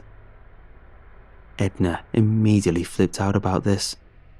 By then, it was known what had happened to James, so it was already a bad move to bring up the alarm, but bringing up the rumour that got him killed was not cool. One time, Steg went off on him for always bringing it up. We couldn't figure out what he was thinking. Kyle would try to soothe the idea that it was worth a shot, that he wanted it to be true, but Steg would have none of it. It was during one of his put-downs that Kyle spoke up. He screamed so loud the pub briefly quietened down. All he said was, "But it could bring her back." We all knew what this meant. When Kyle was 8, his mother fell ill. It wasn't immediate, so for 3 years he'd rush home from school every day to be with her. They were really close, so losing her really took a part of him with her. So the idea of a way to bring her back, no matter how obscene, was romanticized to him. Even though we all felt for him, we took an opposing stance. We knew it was a bad idea. To Kyle, though, the prospect of the alarm only coming every 20 years meant it was now or never. So, looking back, I think there was no talking him out of it. He only told me. I was often the one to talk to him afterwards and empathize with the situation. I did this to make him feel better after a harsh berating from Steg, so I think this made me his confidant. So one day, after a late night gathering, he took me somewhere, a small reinforced hut near the outskirts of the village. Over the years, he built it. He apprenticed as a builder after finishing school, so to think he chose that career just for this was an absurd idea to me, but at this point I wouldn't put it past him. I never said anything, I just listened. He went on to explain the rigidity of the thing. It was strong enough to withstand a bomb. The only opening was small enough to keep up the strength of the structure, and on it was a small porthole to look outside. His thinking was that he had to see and talk to whatever came to make the wish. Inside was some food and water, but not too much, since it would only need to last for one night. By his design, it couldn't be locked from the outside. This is to allow fast access when the time comes. Trust was common in the village, so locks were often not needed. However, it could be locked from the inside, and it was a rigid lock. He let me test it, and when it was bolted, my full force barely shook the thing. To say that it was solid was an understatement. Then, the day came. When it was time, you knew. The alarms made a winding up sound like they were warming up. This was your cue to get to the bunker as soon as possible. I saw everyone moving in unison, all making their way calmly but hastily to the one place drilled into us from birth. But while making my way there, I noticed him, and only because I knew to look out for him. But there he was, Kyle, slinking away in the opposite direction. I knew where he was going, and looking back, I could have stopped him. Sure, he could have still escaped if we went after him, but he trusted me when he confided in me his idea. To break that would have challenged my honor of being a friend, something a lot of people took seriously. So I just gave him a subtle nod and wished him Godspeed. The mood in the bunker is something you can't explain. Only when you experience it does it fully sink in what's truly happening. An alarm is going off, or the whole population is hunkered together, but something they never tell you is the commotions that inevitably start. A couple started raving that they had left their pet. They were causing a commotion by the door, begging to be let out while the alarms were still just winding, but they were obviously refused exit. Then a woman started screaming. She met up with the kids brought in from the school, but couldn't find her son. The teacher explained that he had just slipped away from the class. It was protocol to not go back. There were too many examples of losing a teacher along with a kid when this happened, so it was drilled into them to never go back. This sounds pragmatic on paper, but seeing the pain from a screaming parent berate them will forever stay with me. At first, when I saw the burly crew that operated the doors, I was intimidated by their presence. They were the leading team of the local police force. Crime wasn't a common thing in the village, and when there was an incident, it was often just a civil case that was resolved with words, not action. So, when you had a small team constantly trained in physical combat, it was rumored that it was just for this instance. The manning of the door during the alarm. It's easy to think it just a precaution, but witnessing it in person, I was thankful for the time they put in to sculpting their life for this very moment. Holding down one or two people is easy for someone strong, but when the parents corral the other parents into their cause to get out and rescue their kid, to see the efficiency of the coup being put down was like a well-oiled machine. You'd think they'd be at their limit when it was nearly 2-on-1 per bouncer, but the number grew when another incident happened that they never warned you about. The knocks.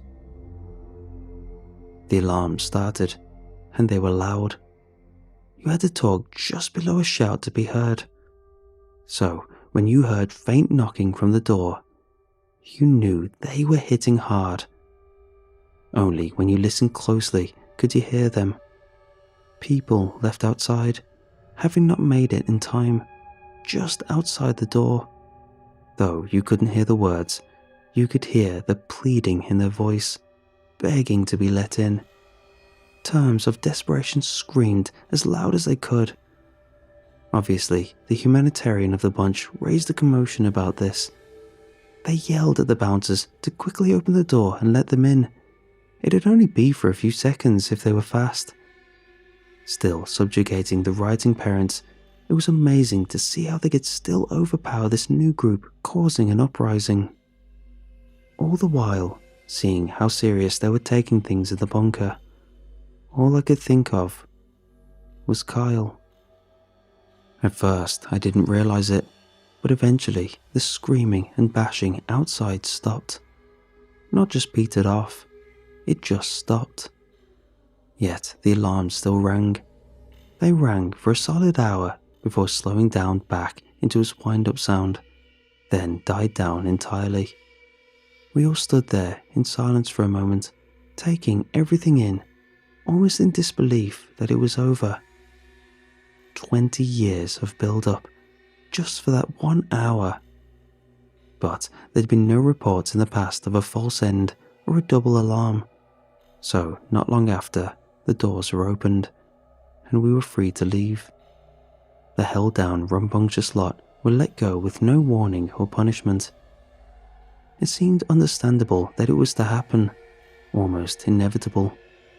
A high point of emotion, but not held against them. Though scratched up and bruised, they left without a whisper.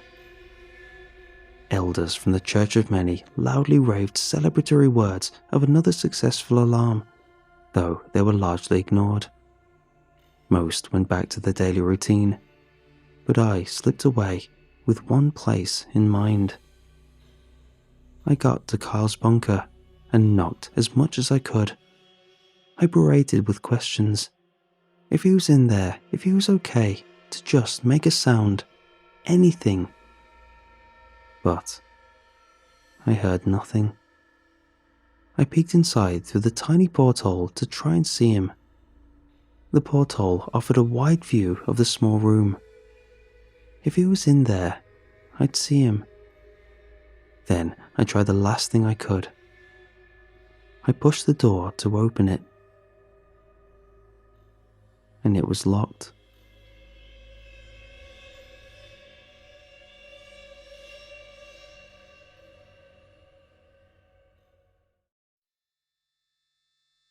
The circle of forest is just that, a circle. About 750 meters in diameter, it's not particularly big. It is ringed by 2 meters of grassless rock, and then beyond that is the wilderness. Moss and fern and cliff and weeds. The trees and plants that grow inside the circle are thick and strange. It's raining this evening. I sit in my little hut with a mug of warm tea as the rain batters and clatters against the roof. It leaks through in one corner and drips quickly down into a bucket I've placed there. My rifle rests against my leg. My hut has a direct view to the centerpiece of the forest. A dark, cave-like hole in the middle of a clearing, descending down into the unknown. I tried to go through it once, but my head began to pound the deeper I went down, to the point of agony actually, and I was forced to retreat. I don't go down there anymore. Not much point to it. My colleague joins me tonight. He sips from a mug of his own. "Ah," he says with a pleasant smile. "Delicious. Nothing like a warm mug on a cold day." I reply, scratching my beard. "What do you think might be coming up tonight?" he asks. "Who could tell? Nothing, hopefully." "It's been a while since the last one," he murmurs. "We're overdue a visitor." "Yeah, I suppose we are, I sigh.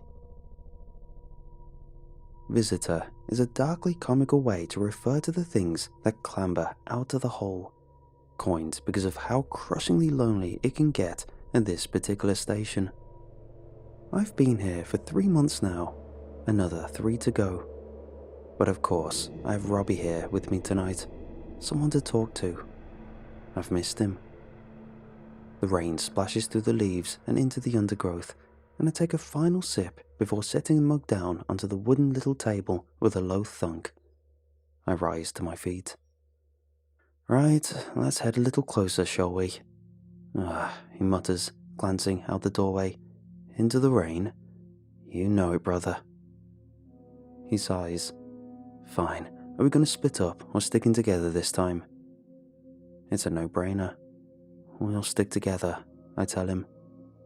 I clap him on the shoulder and gesture for the man to head outside. You know how I can get lonely. He chuckles. Right you are, men. And out he goes, rifle in hand. I hoist up my own and out I go, the water splashing against my hood and my shoulders as we push through the undergrowth and a little closer towards the hole. The reason for this little pursuit outdoors is the rain itself. It is, unfortunately, obscuring our view, and whilst on a clear day, I might be content to just sit in the hut and wait for one of the sensors to trigger. I also don't fully trust the sensor's effectiveness in such weather. So, out we go. The ferns brush up against my camo-clad legs as we approach the clearing, and we take up positions beside the best lookout trees. Robbie is a little off though. Hey, I say to him above the rush of rain. He looks up at me. Wake up, man, you can be seen from there, back up a little. He chuckles and rubs his head. Of course, right you are. We settle down and we wait, and we watch as water pools and puddles around the hole in the ground ahead. It's surrounded by tumbled rock and stone, though I couldn't say from where. There isn't another rock of such size in the whole circle of forest. Perhaps someone moved them there long, long ago. It's been another 20 minutes before anything stirs from the hole. Robbie and I just spend the time chatting nonsense. I just think you'd be so much happier if you quit this business, man, Robbie says to me. Being isolated for such long periods of time is not healthy. How long you got left? 3 months, I tell him. So 6 months total, half a year in such a place as this? Robbie shakes his head. You need to be around people. Humans are social creatures. Perhaps, I grunt. Robbie opens his mouth to say more, but I cut him off with a quick gesture, pointing to the hole. We both creep a little lower in our position and watch as a shadow begins to shamble its way from the depths of the hole. The thing is covered in slime and chatters as it appears. Armored, brown and disgusting.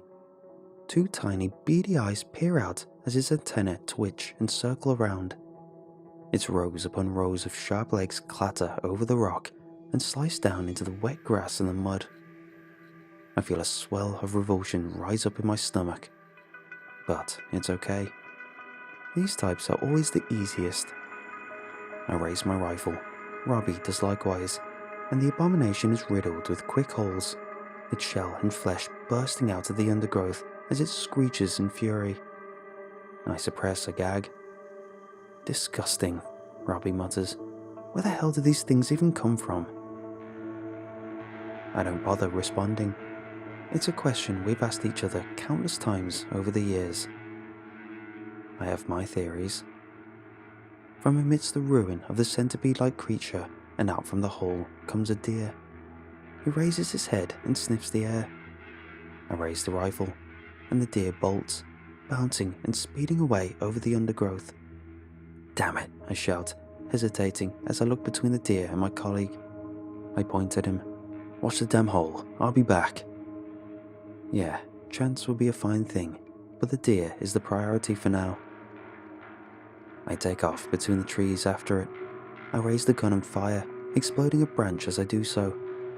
The deer still hops steadily away. They aren't usually this fast, these things.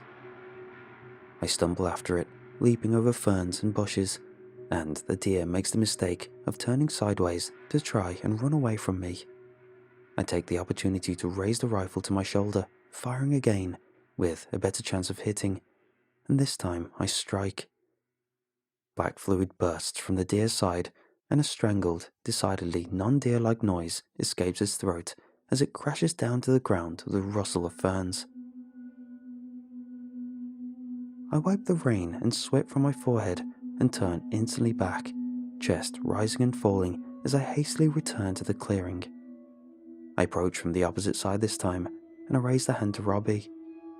But, just as I expected, the man isn't looking. His interest is elsewhere, staring off into the woods. He rises to his feet. "Robbie," I shout at him, and he swivels to look at me. "Were you watching the hole?" The man does not respond, and movement at the clearing's edge catches both our attentions. An anxious-looking man with a backpack and waterproof trousers shuffles out from between the trees, a crumpled map in one hand. Hello," he says, looking between Robbie and I.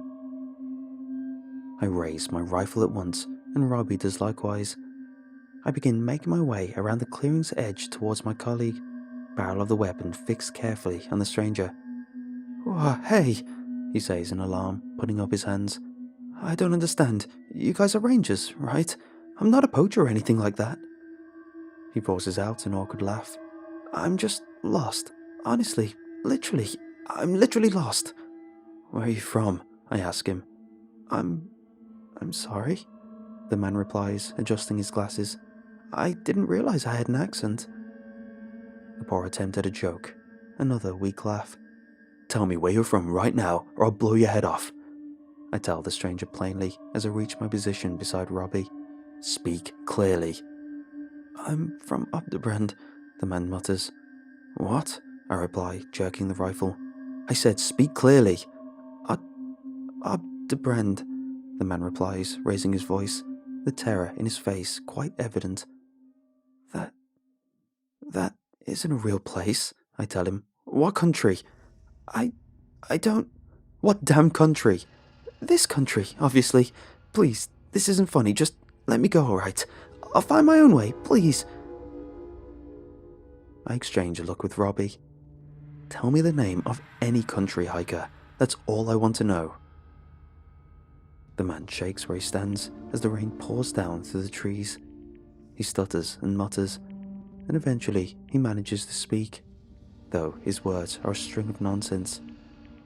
I take quick aim and pull the trigger, and a hole appears in the center of the man's forehead.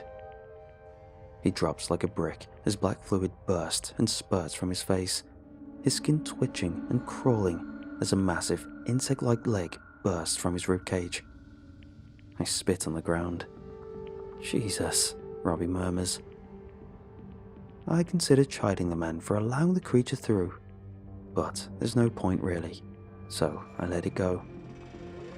The corpse twitches in the grass beneath the rain. "Updebrand," Rob repeats. "Do you think it's a real place, or did he just make it up? A random combination of sounds?" "Who can say, man?" I reply, shrugging. "Your guess is as good as mine." Robbie says nothing further. We sit side by side and watch the hole for another 30 minutes. We are quieter this time, but still, it's nice just to have his company. The rain falls. "I gotta take a leak, man," Robbie says, breaking the silence. He clambers to his feet. "Hey, well, don't go too far. Just pee right there." "Eh? I need you alert and active, man. Just pee right there." Robbie hesitates and gives me a look before shaking his head. "Alright, man. I'll try not to turn around too fast. Wouldn't want to hit you with my dick and knock you out." I chuckle as he relieves himself against the tree. A chuckle which is quite lost as a horde of shadowy beings begins scampering out of the hole. "Action, Robbie," I tell him. "Quick, stay alert." The shadowy beings quickly take shape through the rain. They are all exact copies of myself. They don't make a break for the exit. They run to me. Damn. "Soldier," one of the copies shouts into my face, grabbing me by the shoulders. "Jesus, thank God you're alive. Right, come with us, immediately. There's still time to get you to safety." I shove him away and raise the rifle. My copy stares at the barrel, then at me, and then swears and throws out his hands. "Again? For goodness sake, why does he keep doing this?" He turns to another of my copies and gives him a light shove in the chest. "Why won't he just come back? What are we doing wrong?" I choose not to partake in this little piece of theatre. I take aim and fire, bursting a hole in my copy's neck. Initially, the blood is red, which is rather worrying, but it quickly runs black as he falls, gasping to the floor. The other copies and myself all retreat in panic. There are 5 more of them. "Robbie," one of them shouts, gesturing to my colleague. "Tell him to come back already. We can't keep doing this." Robbie stutters and mutters, and I fire. The copy's head bursts open. Down he goes. 2 of the surviving copies attempt a hasty retreat back to the hole, which I find interesting, but not interesting enough to spare them. Down they go, one after the other. Bang, bang. 2 left now. They look at each other, and the closest holds out a hand to me. "Listen," he says carefully as I reload. "I know this seems impossible and scary." He's right. I'm utterly terrified, though I'm doing my best not to show it. These things really are getting creative. "But you have to trust us on this, or at least hear us out, please. Do you have any idea how long you've been gone?" The other copy shouts in anger. "He's not going to listen. It's just like the last time." The closest copy stares right into my eyes. "I don't care what the others say," he tells me. "I will never leave you behind. I swore it once, and it's a promise. I intend to..." Bang! I blow the imposter to kingdom come. His comrade panics and slips on the wet grass as he tries to run, and I gun him down. His lifeless body thuds to the ground, his skin twitching in various and unsettling places, as if being pressed or stretched from the inside. I put a couple of bonus bullets in him for good measure. Robbie looks over to me and studies my face. "Are you good, man?" he asks after a moment. "Yeah," I reply, lying. "Yep." I stare at the faces of my copies. Corpses now. I try not to dwell on it. I glance over to Robbie. Perhaps I've let this little charade go on for too long. Robbie pales and stares right past me at the hole. I turn to follow his gaze. 3 figures clamber out, one waving a white flag. "Wait," one calls above the roar of the rain. I squint through it for a better look. "Don't shoot!" It's me again. Another copy, though this one is at least 2 decades older. A copy of Robbie is with him, similarly aged. A girl in her 30s walks with him, a fearful expression on her face and her hands raised. It's my daughter. A sick copy at the least, and aged up like the others. I throw my hands out, exasperated. "What do you want?" "Listen to me, you fool," my elder copy shouts back. "This is the real me, the real you, and this is the real Robbie, the real Robbie." He puts a hand on the copy of Robbie's shoulder, and the other on my daughter's. She stares at me, wide-eyed. "He looks so young," she says. She calls over. "Dad, it's me. Do you remember? Please tell me you remember. Remember, we took the trip to the beach? You took us to the coast on my 10th birthday. We saw dolphins." She reaches up to her neck and lifts a necklace with a smooth, little shiny pebble attached. "You let me keep this pebble. We had it turn into a necklace." "Things are about to change," my copy says to me, walking ever closer. "Things beyond your understanding, and the truths of this hole barely scratch the surface. It's a passage. I think you've realized this. The passage to places beyond and between. Sometimes to other planes, yes, but the tunnel runs deep, and they loop back around. He slams his hand to his chest. I'm babbling. I appreciate that this might not make any sense to you, but we are from the same loop, the same path, looped back around. I take a deep breath. I look this madman in the eyes, with the scent of the rain-washed pine and the drift of rifle smoke in my nose. I take aim, and I fire. Bang! My so-called future self drops to the ground. My daughter screams, and the elder copy of Robbie drops to his knees at the corpse. No, no, he cries, and I take him out as well. The copy of my daughter is the hardest. Shaking where she stands, she turns to stare at me, defiant, daring me to shoot her in cold silence. It doesn't have to be this way, she says, her voice wavering. I chew my tongue, and then I call her bluff. Bang! Down she goes. Just another leaking corpse. Robbie stares at the ruined bodies. The trees rustle in the rain as the blasts of the rifle ring in our ears. He looks to me. How do you do it? He murmurs. How the hell do you do it? I rub a sleeve across my eyes. Do not allow anything to escape, I tell him. It's a rule for a reason. You do it so easily, he says quietly, the disgust in his voice quite clear. Is that what you think? I ask him. I turn to face him, my jaw set as the rain leaks from my chin. Tell me, Robbie, tell me if what I'm doing is wrong. Should I be letting these things and these abominations out into the world? And where do they come from exactly? If where they're coming from is so great, then why leave at all? If there's something worse that's pushing them away, then that's all the more incentive to just keep shooting. I don't know which one of these horrors is the worst, so better safe than sorry. What if they have something important to tell us? He asks me. Important? Screw 'em. It's all tricks and lies. The second I let my guard down, I'm lost. And speaking of which... I raise the rifle and point it at his head. He backs away. Wait, hold on.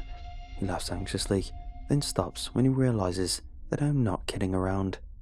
You've gone mad, he says simply. You've lost yourself. In your head. It's me. It's Robbie. If the things that come out of the ground are benevolent, then why do they all lie, Robbie? Why do they lie? I don't know what you're talking about. Oh, I think you do, my friend. I cock the rifle. I've enjoyed your company tonight. I really have. You're a strong imitation, I'll give you that. But you've missed a crucial piece of information. You always miss something. Robbie is dead. Long dead. Died 2 years ago. He died defending the people of this place from an abomination that rose out of that yonder hole. So, I'll be seeing you now. Robbie's face contorts into shock and surprise. Please, he begins, and I put a bullet through his forehead with a loud bang. He crumples. Down he goes, just like the rest of them. That terrible black fluid pouring out and over the grass. Oversized, yet still only half-formed insect legs burst from his shoulders and neck, twitching in the rain. I lift my face to the sky and take a slow, deep breath. When Robbie first appeared to me this evening from through the trees, I too was surprised to react. It was a potentially fatal mistake, but for one reason or another, the copy did not use his rifle to shoot me. If he was going to use it to kill me, he could have done so in that very first instant. He didn't. So, after that, I just played along, keeping an eye on him. As I said, it gets real lonely up here, and I miss that man a great deal. The rain's letting up a little now. I watch as black sludge begins to bubble up from the hole's entrance, and I return to my hut, sitting down with a sigh in my chair as water drips from the branches and into the bucket beside me. The corpses will have melted away by morning. There won't be any more visitors tonight. The black sludge means the tunnels need time to recharge. I reach for my mug and take a slow sip of cold, miserable tea. 3 months down, 3 more to go.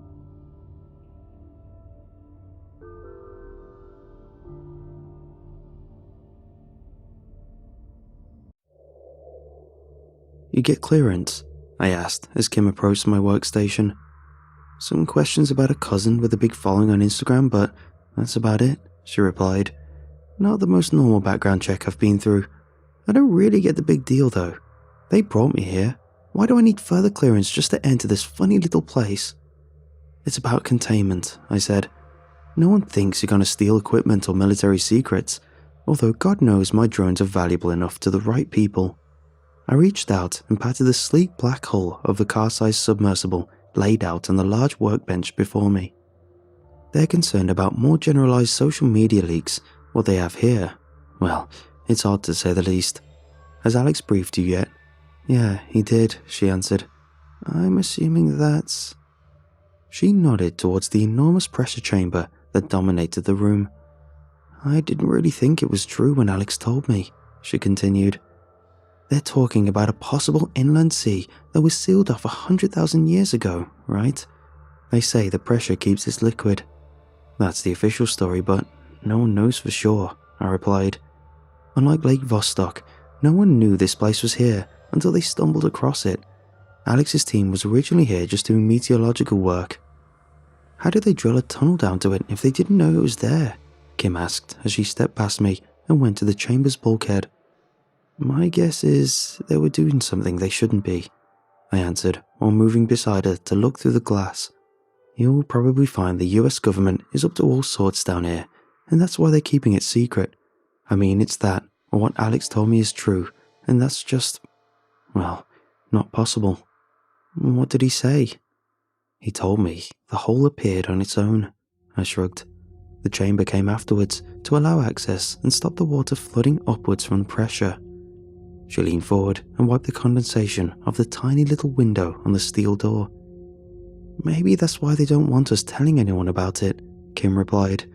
"Maybe they don't know what's down there yet, and they want to know first before celebrating it as a scientific discovery of the century." Kim stood on her toes to look through the glass and into the water below.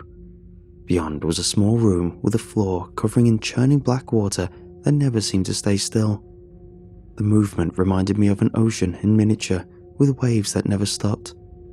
Sometimes, if I stared too long, I felt a kind of vertigo from the warped perspective, like I was looking down on some colossal ancient ocean from hundreds of feet in the air. I couldn't help but wonder what made the water move like that.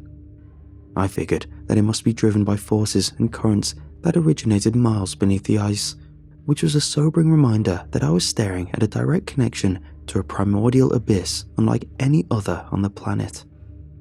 "Gotta wonder what's down there," Kim muttered. I didn't respond. She might have continued talking, but if she did, it was lost to me. The whole world was reduced to a background hum that barely registered while the water dominated my view with mesmerizing force. The currents had changed. I couldn't say for sure, but for the briefest of moments, it had looked as if the water had been disturbed by something below. I could have sworn I saw something slithering just beneath the waves. I shook my head and dismissed the thought. "Come on," I told her. "We've got work to do." "What's that?" Alex reached out to the seemingly featureless video feed on the 100-inch monitor. For the last 20 minutes, it had shown us nothing but black fuzzy noise as the drone descended into what had been dubbed Lake Saturn. The room stayed silent with anticipation, despite the dozen or so people crowded around me as I clutched the joystick with white knuckles. "I didn't see anything," I answered. "Probably just noise. If anything gets close, we'll know for sure. The lights on this thing could cut through brick." "What are we expecting to see in this water exactly?" Kim asked. "I'd be shocked if life down there is multicellular. It's been cut off from the outside world for hundreds of thousands of years." A pale, thin tentacle whipped past, both languid and lightning fast, as if its size and speed was somehow mismatched. All at once, everyone lurched away from the screens, reacting like the monster might reach through the glass and snatch one of us. For a few seconds, we were all dumbfounded until the tension eased and people let out astonished gasps and nervous chuckles. A few scientists even cried out in celebration before scurrying away to a smaller desk to agonize over the recorded footage. "Well, now we know," I said, utterly astonished.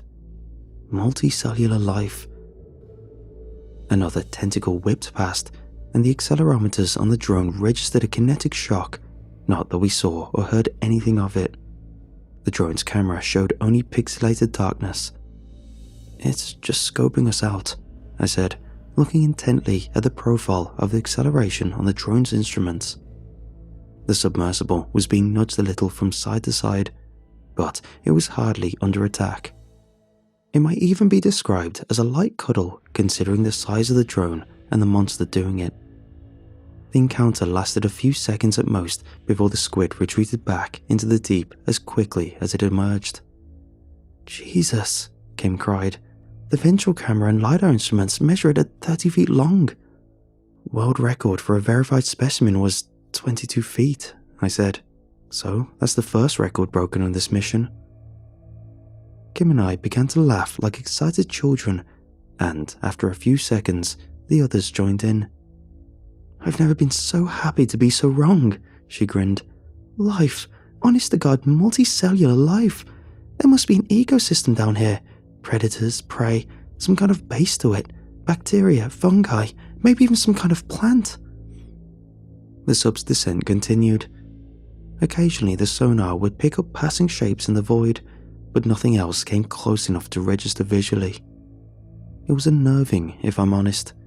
Even though I was perfectly safe, I couldn't help but imagine myself down there in that impossibly black water while unseen shapes glided silently around me, just a few dozen meters away.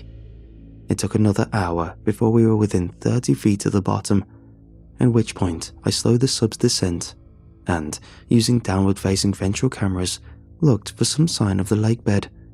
What finally resolved on the smaller screen was a complicated array of strange and irregular-looking rocks. There were spiraling ammonites and lifeless shells everywhere, strange bones jutting out of what looked like an endless carpet of bone-white death. "What?" I muttered.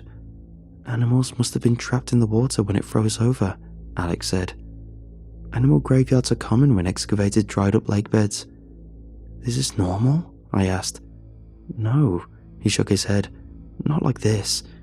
Not so many." "Talk about an understatement," I said as I began to pilot the drone in an outward spiral. Every camera showed the same thing, an endless plain of jumbled ivory that stretched out in every direction. If there was a flaw beneath those bones, we couldn't see it in that location. "So, what does the squid eat?" Kim asked. "If everything in the lake died?" As if in answer, our portside camera picked up the sluggish movement of a pale white starfish. Slowly, it crawled out of the nasal bone of an ancient whale and probed its surroundings. "It's 30 feet wide," I said as I squinted the readings on one of the dozen screens. "Do starfish come that big normally?" Most of the biologists were too busy taking notes to answer, which I took to be a no. But Alex was polite enough to tear his eyes from the screen and answer. "Absolutely not," he said. "It must grow so big from a lack of—" A fish larger than the drone swept past the screen and the starfish was gone. I had the fleeting impression of glassy transparent teeth and an eyeless face worse than anything found in the Challenger Deep. Wrinkled and frowning, it was an aquatic nightmare that left me shaking in my seat. "What the hell?" Kim groaned. "Jesus, that was—" "Not that," she said, tapping me on my shoulder. and gesturing to another screen. "There's something odd about 100 yards east. We need to take a look." She reached for the controls and I stopped her. Despite the intense desire to get up and leave, I felt compelled to see this through. I grabbed the joystick and began to navigate on the heading she gave, my eyes so fixed on numerical readouts that I let my eyes drift from the main screen. Oh my god. I looked up, worried I made a grievous error and damaged the drone, and what I saw made my body go limp. We were looking at a building. A temple, in fact. I couldn't say for sure it was a place of worship, of course, but there was no other way to describe the grave-looking structure with its ancient pillars and decorative flourishes reminiscent of ancient Greece. Perplexed, I let go of the controls and sat back, head tilted like a confused dog. In the end, I settled for what seemed like the only logical explanation. Is this a prank? Some of the other scientists with me actually agreed. Kim and several biologists all nodding while turning to look at Alex, the head of the facility. But the look on his face made it clear that if this was a hoax, he wasn't in on it. He was pale, eyes wide, every bit as shocked as we were. "Why would we do that?" he asked us. "How would we even manage it?" "Those steps are 30 feet tall," someone cried before I could push the point any further. I looked away from the screen to see a geologist stood by one of the dozens of smaller screens filled with complex readings. "Can you get closer?" he asked me. I took a look at the drone camera and approached the first of 20 steps ascending from the lakebed towards the temple. Pretty quickly, I was able to confirm that each step was a gargantuan slab of stone that towered above the drone. "This is real?" I asked Alex as he stepped closer to me, my voice an urgent whisper. He nodded. I looked back at the screen and saw that I was still piloting the drone up and over the steps. At the top, it was apparent just how out of proportion the rest of the temple was. The doorway, a great big yawning black portal, must have been several hundred feet tall, and it loomed over the submersible like a man over an ant. Our lights barely penetrated the dark from where we hovered at the threshold, but they did show a stony floor retreating into the void, its surface covered in snowy detritus. In the distance, another tentacle slipped briefly into the light before slithering away. Something about its pallid white features in the sunken dark made my skin crawl, and when I looked up at the crowd, I saw I wasn't the only one whose nerves were frayed. Sweaty, pale faces stared at the screen, unable to look away, but utterly distraught at the implications of what they were seeing. Here was a building at the bottom of the world, standing impossibly tall and impossibly large, its doorway beckoning us to explore further. "Should I keep going?" I asked, hoping someone would find a good reason to stop. It didn't matter that it wasn't me down there. I didn't want to push this journey deeper into madness. I was afraid, and no matter how much I reminded myself of the vast differences between me and the source of the images on screen, I could not escape the terrifying fact that the things I was seeing were real. Somewhere beneath my feet lay that abyss, and within it lay a temple beyond all human proportions, and the thought made me feel like my mind was on fire. "Keep going," Kim said, and I knew she was right to. It was the only choice. "We need to know." Nervously, I pushed the drone onwards, watching with anxiety as the side cameras showed the edge of the portal sliding by our sides. As impossible as it was, I felt as though I was personally stepping into the temple and could feel a cold draft wash over my skin. I shivered and did my best to push the ridiculous idea aside. The room beyond was massive, too large for our meager little lights to see much. After a few seconds of nerve-wracking silence, I finally found my courage to ask, "Do the instruments pick anything out? I feel like I need directions here." We're getting something a little south of your position. It's stationary, so it should be..." The entire room cried out as the drone's camera was violently shaken, the view reeling as if the whole drone was being thrown around. Alarms blared from a dozen monitors as every system registered a dozen violations of expected norms. My hands froze up. I was unsure how to proceed. There was a momentary spike of adrenaline as my body reacted as though I'd personally been attacked. And then training took over as I let go of the controls and waited for a few seconds as a flurry of bubbles and strange shapes flitted past the lens. The drone can't be damaged easily, I told everyone. Not by an animal, we just need to be patient. Eventually, the alarms quieted down as different team members worked to shut them off. I watched the accelerometer intensely. I could tell that whatever was attacking the drone was slowing down, probably because it realized its prey wasn't edible. "Looks like another squid," someone called, pointing to a dorsal camera that showed a slimy feeler clamped around the hull. "Just wait," I said. "It's out of our hands now, but if we're patient, it should just leave us alone." For a few more minutes, the drone continued to move of its own accord, being pulled to and fro by some unseen shape. Occasionally, we would catch a glimpse of an overhead ceiling covered in detailed mosaics of a fleshy-looking mountain, or of a beautiful stone pillar cradling an ancient brazier. But there was no opportunity to study these things in detail. They appeared as fleeting blurs of colour and shape. Whatever was down there was wrestling with a submersible like it expected a meal out of it, but I knew eventually it would have to give up. "Look!" Whoever cried out didn't need to bother. Whatever had attacked the drone slid around its sleek hull until it faced the forward camera, allowing itself to be seen in full light for the first time. It towered over us from the main display like it was somehow aware that we were on the other side of the camera.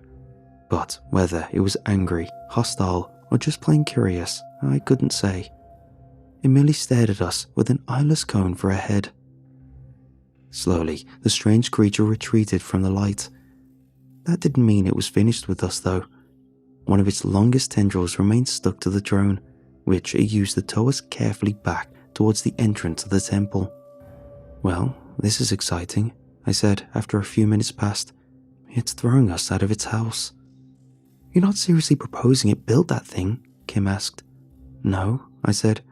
"Why build steps if you don't have feet? I think it's just moved in. Probably makes for great shelter." The creature stopped just as it reached the doorway. All of a sudden, it changed colour, flashing from spectral white to a blood orange, pulsating over and over while we all stared at the baffling change in behaviour. "A threat display, perhaps?" Kim asked.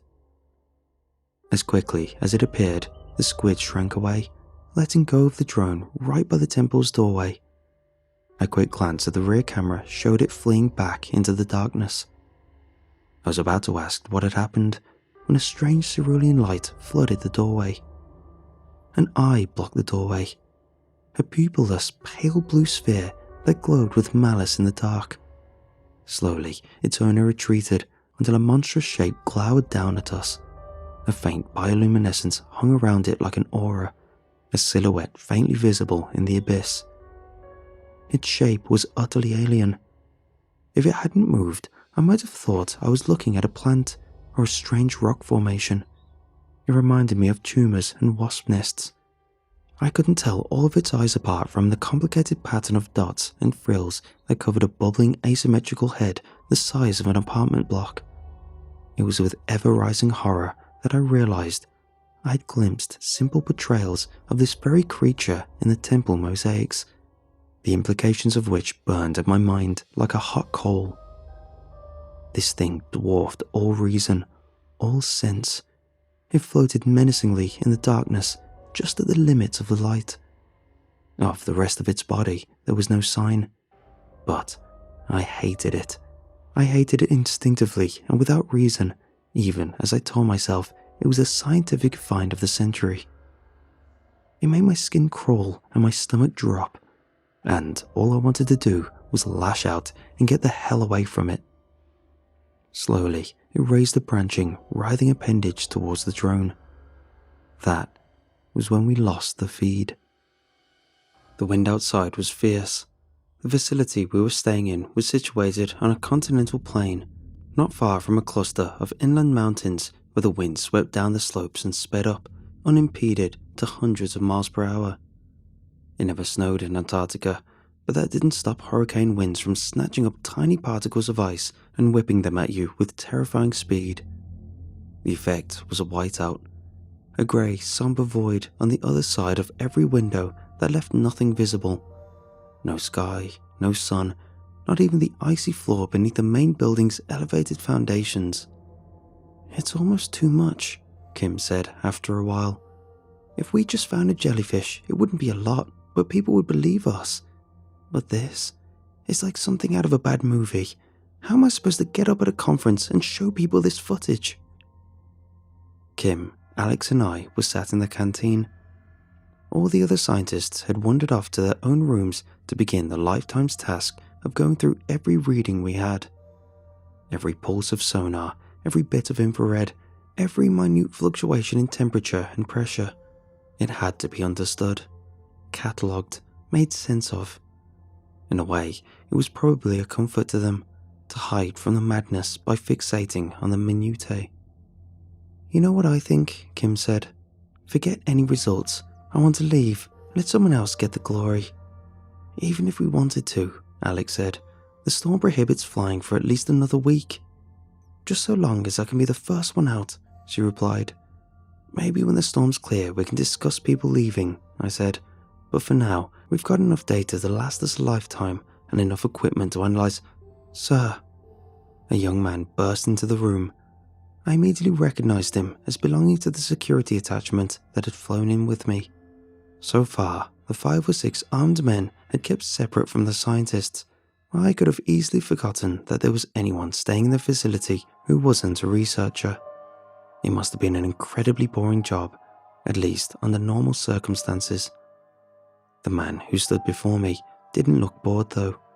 He looked worried out of his depth. Alex was clearly the sir he'd been referring to, and the older man immediately stood up and addressed him. "What's going on?" he asked. "There's been a breach, sir," he said. "Something has entered the chamber."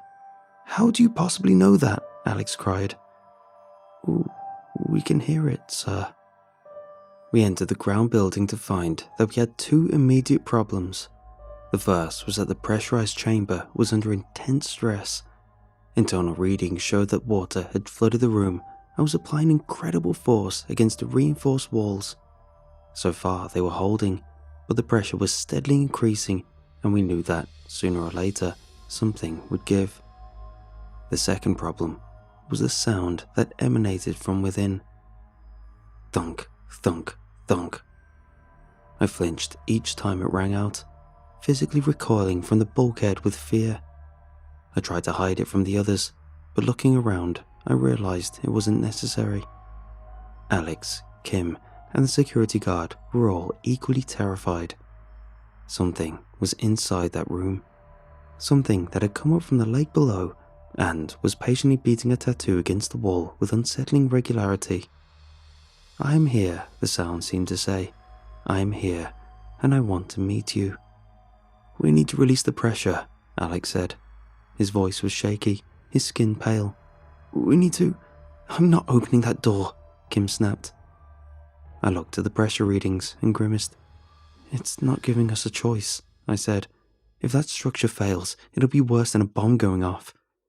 "All the more reason not to open it," Kim cried. "Think about what you just said. It's not giving us a choice. Do you want to play that game?" "We don't know what it wants," Alex replied.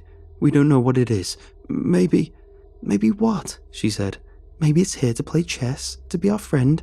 Is that seriously what we're proposing?" "If that chamber blows," I said, "we get answers to those questions whether we like it or not. We can retreat to safety, sure, but it doesn't make any of our problems go away. Besides, it doesn't have to be the door we open. There are specialized valves to release pressure that we can use to keep it from blowing." Thunk, thunk, thunk. If Kim had any counter-arguments, they were forgotten. The walls of the chamber had shaken, and something, some screw or bolt, had flung out and struck the ceiling and punched a hole right through. "Alex," I said, "help me get the pressure valves open."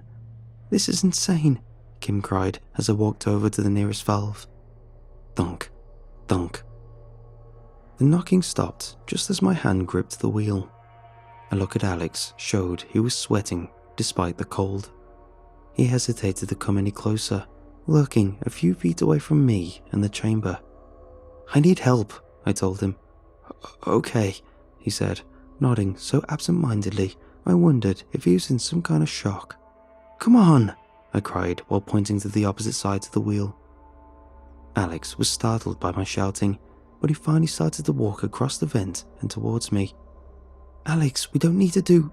Kim started to say, before she was suddenly cut off. Thunk. A final hammer blow was louder than any other we'd heard.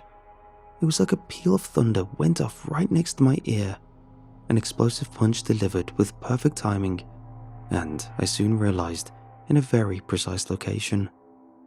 The valve broke open just as Alex had passed the opening. Water gushed out with tremendous force, enough to knock him back. Internal mechanisms were designed to control the flow, and they stopped the blow from being lethal.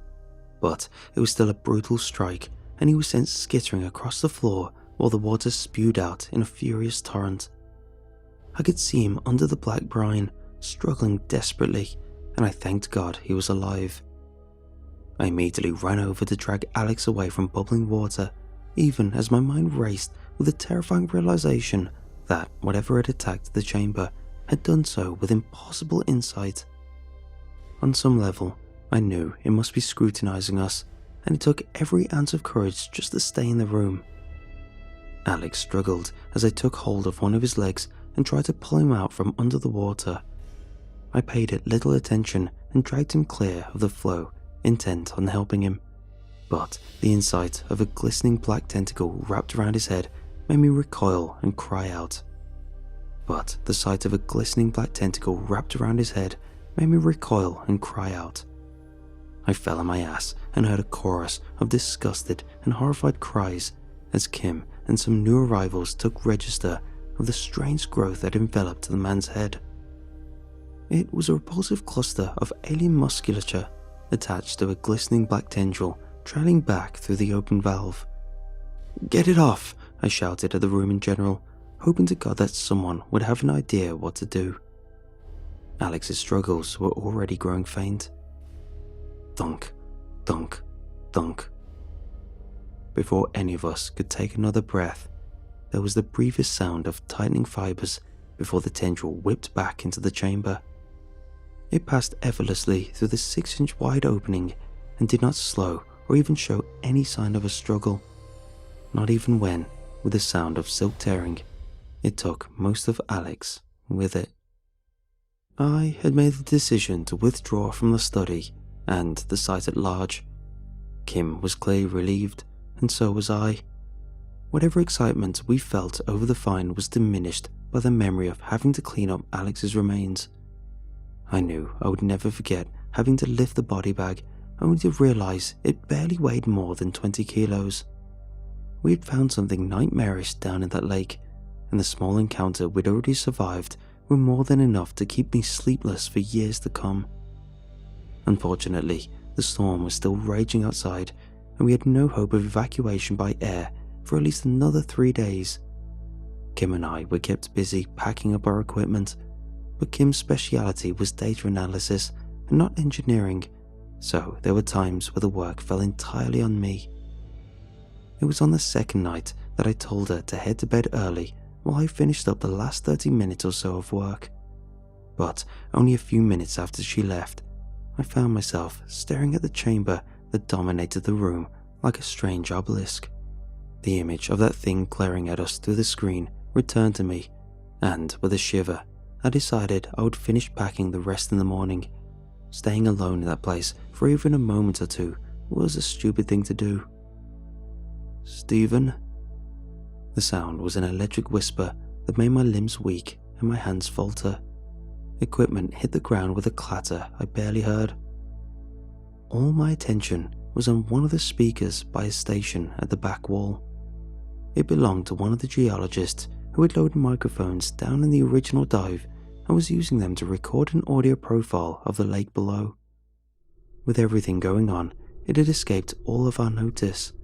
But as I stared at the glowing green monitor, it dawned on me that the microphone was probably the last remaining piece of equipment still in the water.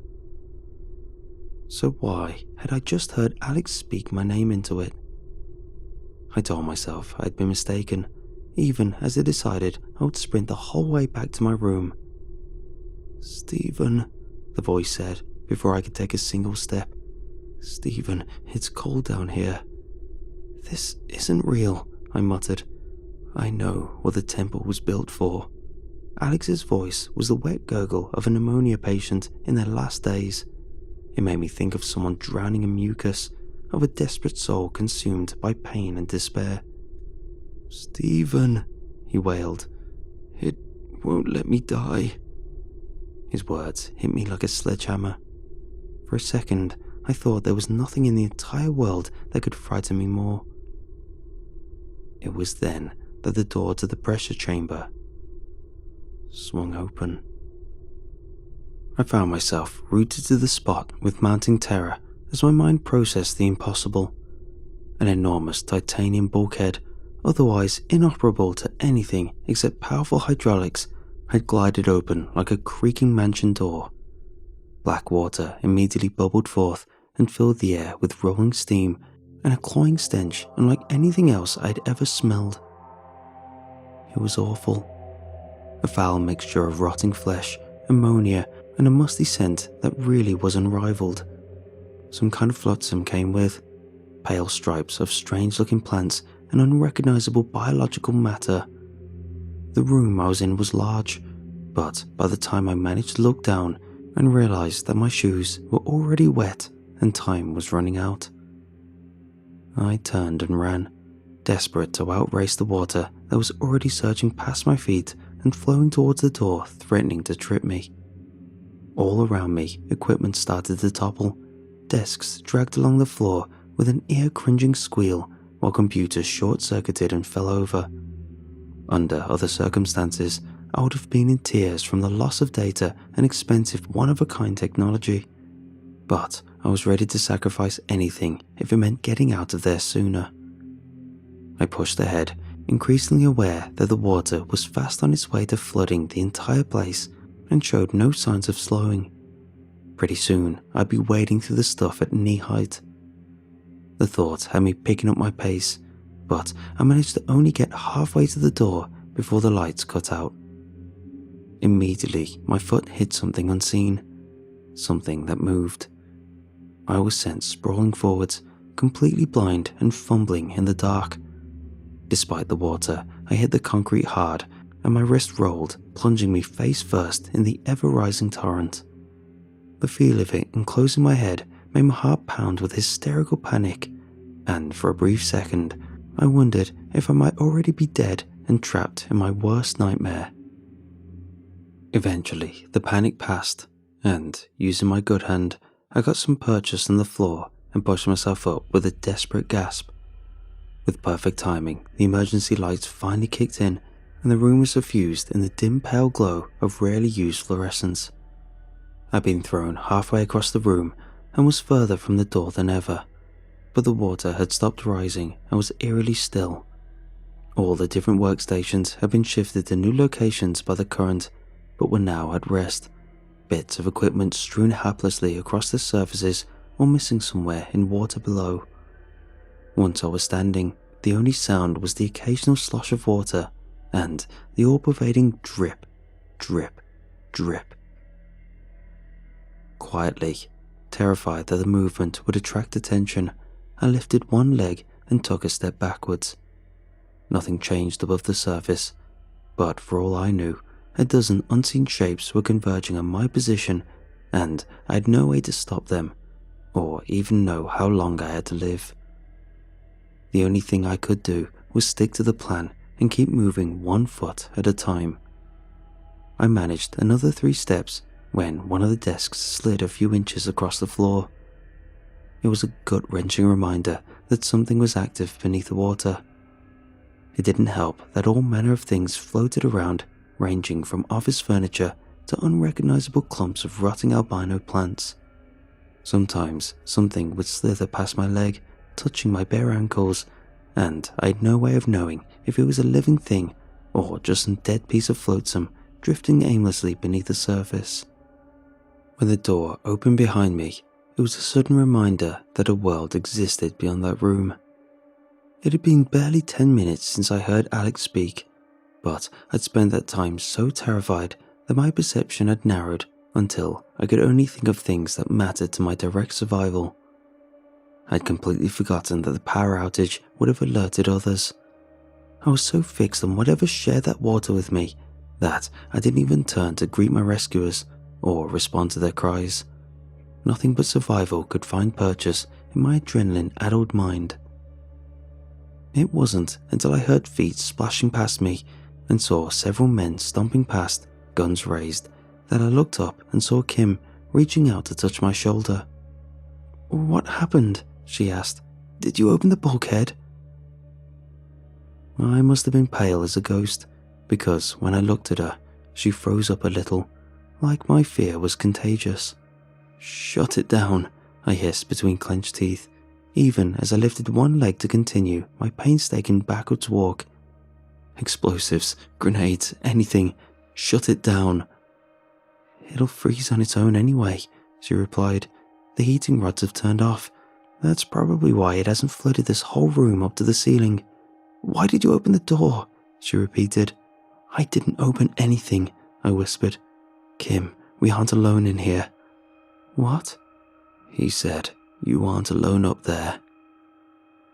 Kim's eyes went wide as dinner plates at the sound of Alex's voice coming from the speaker. "Screw this," I cried while grabbing a hand and turning to run the last few meters back to the door. As I turned away, one of the men inside the room cried out and went down, but I didn't turn to look back, not even when gunfire rang out and ricochets pinged the wall nearest my head. Instead, I forced leaden feet through the grimy water, Kim in tow, and did my best to ignore the screams. When we reached the door, I threw us both out onto the metal walkway beyond and went to slam the door shut, but was left struggling against the water that continuously poured out. "Help!" I cried, reaching out to help Kim from where she had fallen. "What about the men inside?" She looked inside at the same time she asked the question. By now the gunfire had stopped, but there was still the sound of struggling feet and crying men, along with crashing furniture. With a whip-crack sound, one of the men let out a terrible scream, and Kim jerked back from the doorway, her face covered in blood. "Shut the damn door," she screamed suddenly. Whatever she had seen had clearly changed her mind, and I was glad I'd missed it. I was only grateful that she joined me in pushing it in. "Are you sure it's all done in there?" I asked. "The water's all frozen." Kim nodded as we stood by the door to the ground facility. It had been 2 days, and we had stayed in the base a few hundred meters away, refusing to answer any of the other scientists' questions and threatening hell on anyone who dared to go look for themselves. It certainly hadn't earned us any friends, but we didn't care. Our evac was just an hour out, and we were all too ready to leave that godforsaken continent. But there was still one last job to do. Using a crowbar, I wrenched the door out of its frame. Kim made a passing comment that whatever lived down there could have easily gotten out if it wanted to, but I just ignored it. I had no way of knowing what the thing could or couldn't do, and for once, ignorance was enough for me. Whatever its motivations or choices, it had been content with taking the men we'd left behind, and no one else. To my shame, I only felt relief about this. "Stephen, I'm so cold. My mind is falling apart. I can feel bits of myself sloughing away. What are you? I can't see you. Where am I? What was that? Something's coming. Jesus Christ, why won't I die?" Kim faltered at the sound of their voices. She looked at me with terror, and I knew she'd seen the same thing written on my face. "You were right," she said. "They're still..." I nodded. I could hear them when I came out to check the door on the first night. How are they? Are they down there? She cried. I don't know. I shook my head. But there'll be a team here soon. They'll find the tunnel frozen over, the facility destroyed, our data centers ruined. But this... I gestured to the room with the voices within. This will demand further investigation, she said. How can we get them to stop? Do you have a plan to help them? To get inside the room, I had to step up onto a solid foot of ice that had frozen. Emergency lighting had failed entirely by now, but there was enough daylight to make the gloomy place beyond visible. The heads, Kim stuttered as she looked at the array of corpses. They're all gone. How are they? I don't understand either, I said as I carefully shuffled over to the farthest workstation. It was there that the voices cried out from an overturned speaker. But we can't help them. I hesitated for a moment as I took out the wire cutters and found the cord leading to the ruined pressure chamber. Even now, the men hadn't stopped baying like a discordant mob of hellbound souls. There were pleas for help and desperate insults born of desperation. I wondered for a split second if there really was something we could do, but that would involve drilling down to the lake and beginning this nightmare anew. This wasn't some errant animal we were dealing with. It was intelligent and cruel and older than we could possibly imagine. Even worse, it could toy with dead men and keep them alive to prolong their suffering. There was a forgotten god down there. It needed to stay forgotten. I cut the wire and the voices stopped immediately. But they're still down there, Kim said, her voice an injured whisper. With deliberate slowness, the wire was pulled from my hand and back into the chamber before disappearing through a pinprick hole in the ice. And so is something else, I said. Let's keep it that way.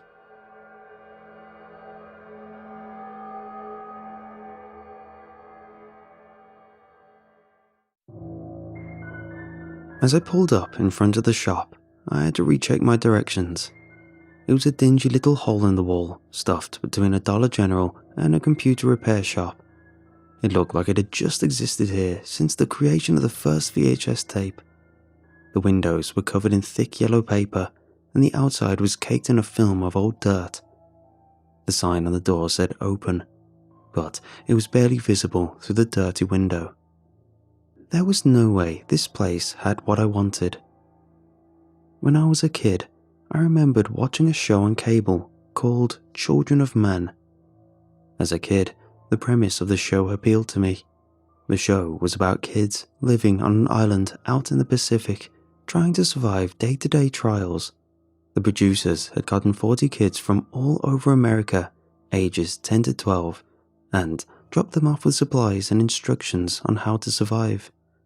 The host, Chris Mansworth, was a survival expert, and he would create challenges every day for the kids to complete. There were 4 teams of 10 kids, and the winner of each challenge got something cool for their area of the village. I watched the show religiously as a kid. Every Saturday night, right after The Simpsons, the show would come on, and I would be enthralled. I always imagined that I was on the island with them, surviving day to day. The challenges were also neat too. They had the kids gut and clean their own meat, dig wells by hand, build rafts for the raft race, and make aqueducts so their village could have running water. It was a neat idea, but the show just stopped after 8 episodes. No new episodes came out, and the station never gave a reason. This was before the internet, and there was no way to check for updates online. So the show slipped off into obscurity, and my 10-year-old self just forgot about it. I remember the show again a few years ago when Mom sent me a box of my stuff from the attic. There were a couple of old VHS tapes in there, and between Batman the Animated Series and the Teenage Mutant Ninja Turtles were 8 tapes with handwritten labels that read, Children of Men. We had a VHS recorder when I was a kid, and I can remember recording my favourite shows to watch later. I was excited to get to see the old show again, the memories flooding back, and I started looking for a VHS player among the tapes in the box. There wasn't one, but a quick trip to Goodwill and $15, and I had a gently used VCR hooked up to my TV. I watched all 8 episodes back to back and fell in love with the show all over again. I remember the kids I liked. Robert and Catherine were my favourites, but many of the kids had also been given a lot of screen time, and it was hard not to like them too. As I watched, I found myself wanting to see how the show ended all over again. As I watched the show again, I began to notice something a little darker under the surface too, something I hadn't noticed as a kid. The village was divided into 4 teams: green snakes, bluebirds, red foxes, and brown mice. The teams had mostly been divided up by background, which seemed very divisive to me as an adult. The green snakes did most of the hunting for the village. A lot of their kids had a rural background, while the brown mice did most of the farming and gathering because they came from a farm background. The red foxes were in charge of construction and upkeep. They were the smarter kids, and they worked with the bluebirds, who were in charge of food management and cooking the meals. Every team had a representative who sat on a council. Robert sat for the green snakes, Catherine for the bluebirds, Marco for the red foxes, and Shireen for the brown mice. As the show went on, it became apparent that Robert didn't trust Marco, and with good reason. Marco and Shireen had formed a kind of alliance of their own, though most of it was because Marco bullied her into doing what he wanted. Robert and Catherine set up their own alliance, and Robert started holding out food to sway Shireen's decisions. The village needed food, and Robert pointed out that he and Catherine were the ones providing it. Robert and Catherine wanted a fair split for everyone, but Marco tried to split them into a class system that would put his foxes in the higher tier. Robert didn't like that, and it became clear that if Chris hadn't been there, we would have seen a lot more fights. Robert was a big 12-year-old, a stocky bruiser who won battles with his fist most of the time, and Chris had separated him from Marco more than once. Marco was smaller, but definitely had charisma. He had most of the mice and all of the foxes on his side, and I wasn't sure how I missed all this tension as a kid. It all came to a head in episode 6. Marco was caught hoarding food in the Red Fox village. It wasn't just food that the other teams had been bringing in either. He had been taking the comfort foods from the canteen the brown mice ran for the village and storing them in his hut. Robert discovered this and took Marco prisoner, demanding he be placed on trial. The whole village was in an uproar, but Marco agreed to be confined to a central cabin until the council could rule on his trial. Chris was setting up the whole trial as an episode 8 draw for viewers. At the end of episode 8, the council found Marco guilty, and the episode had ended with a lot of shaky camera work and the Red Foxes storming the podium where Marco was seated. That was how the show had ended. The little bell chimed overhead as I stepped into the tiny place. The store looked like a throwback, sharp-looking rickety shelves that were covered in plastic VHS boxes and thick dust. The shelves held VHS tapes, Betamax, and DVD cases that were arranged neatly amongst the filth and dust. A quick look showed that they were all in alphabetical order like some ancient library. The shelves fronted on a glass display case that held murky wonders within. On the counter was a television, an ashtray stacked with old butts, and the greasy store clerk who smiled at me as I approached.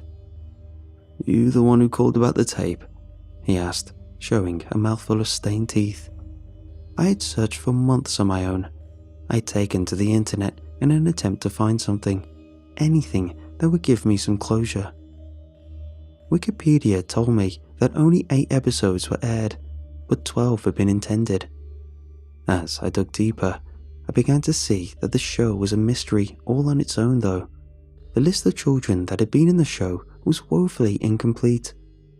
Marco and Robert were there, so were Catherine and Shireen, and Chris the host. But none of the other children were even named.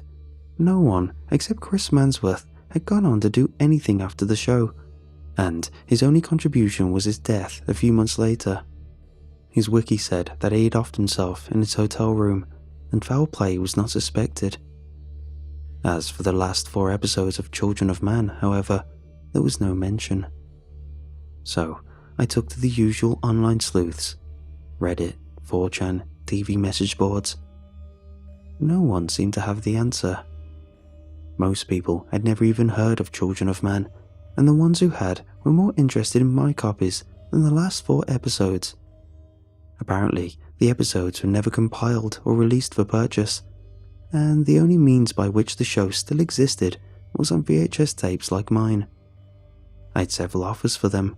One guy wanted to give me $500 per tape, but I declined and told them I'd post copies of the tapes for free if they wanted. That's how I met Charleston Hammer 462. He was a user on the hometown board of Reddit. He saw my post and the posted videos and got in contact with me about the place I was currently in. Heard you're looking for a certain tape. In my line of work, when you're looking for something, you go talk to Reggie. He owns a shop in Burlington, South Carolina, called Video Time Capsule. If you want a banned episode of a 70s drama or a never-aired documentary from the 60s, you talk to Reggie. I read the message a few times before responding. Thanks, Charleston, but these episodes aren't just unaired, they're unknown. No one has ever seen them. I don't even know if they exist, and the store you're talking about is over 400 miles away. I figured I'd never hear from him again when I hit send on the message. It took him an hour to respond. What you're after is very rare. I used to watch Children of Men myself when I was younger. It ended so abruptly that it's been an internet mystery since the net was just wells and message boards. I didn't learn about the last 4 episodes though until I met Reggie at TVCon. We got to talking about old TV shows and, after a few drinks, he told me that he had the last 4 episodes of Children of Men.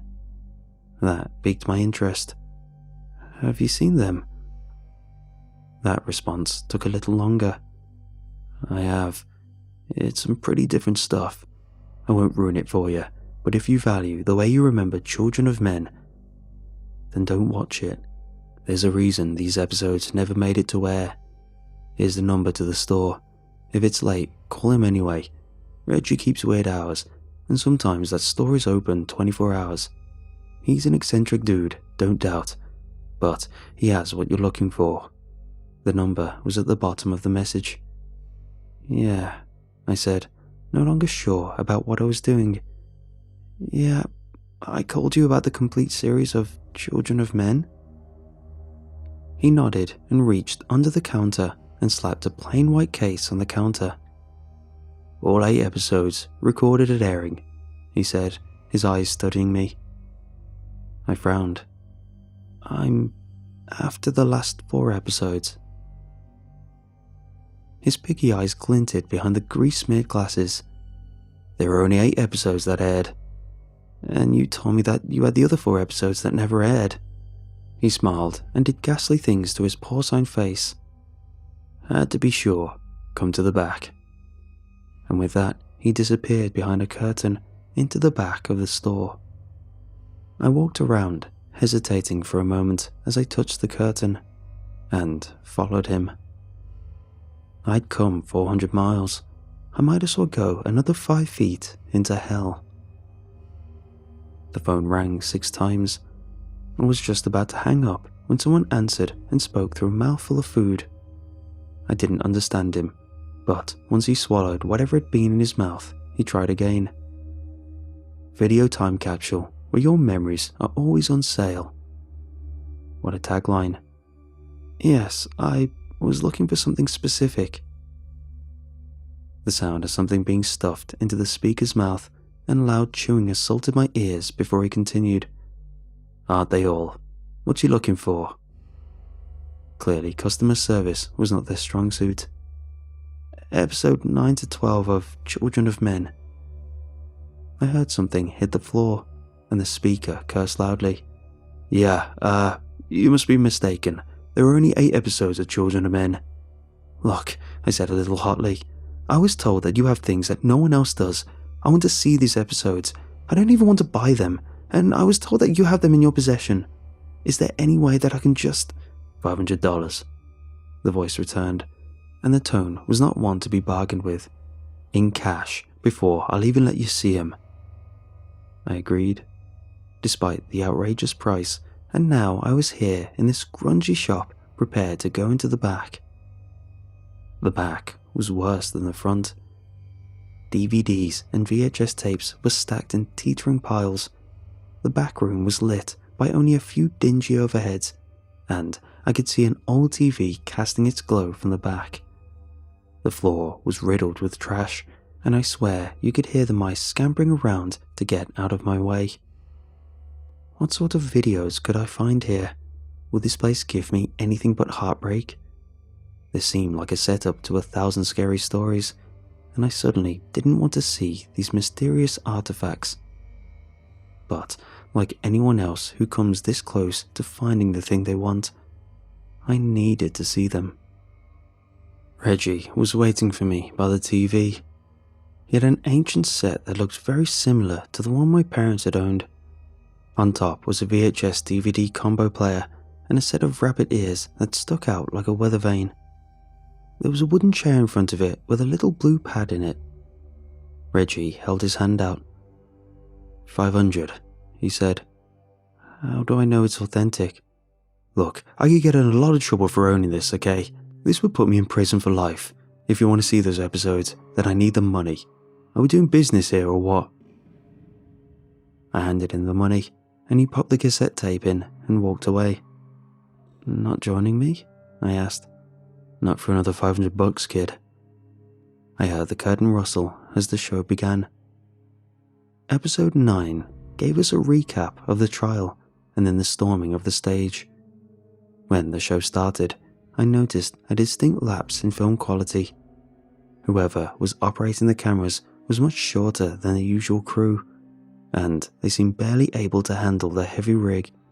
Finally, the camera had Robert in frame, and he began to fill us in on what was happening in the village. It's been about 3 days since Marco's trial and his escape. Since then, Fox Village has been separated from our village. They took most of the brown mice with them, and now they try to raid us every night for food. Something is going on over there. We heard shouts this morning But at this point, the shouts got louder, and Robert ran off screen as the camera tried to follow him. We came to the edge of Red Fox Village. Many of the huts that were once on the verge had been burnt out, making a kind of barricade between them and the rest of the village. Many voices were cheering as something swung from the tree. At first, I thought it was an effigy, a dummy maybe, but then I realized that it was Shireen. She swung like a grotesque wind chime in the space between the villages, and Robert shouted for Marco to stop being a coward and come out.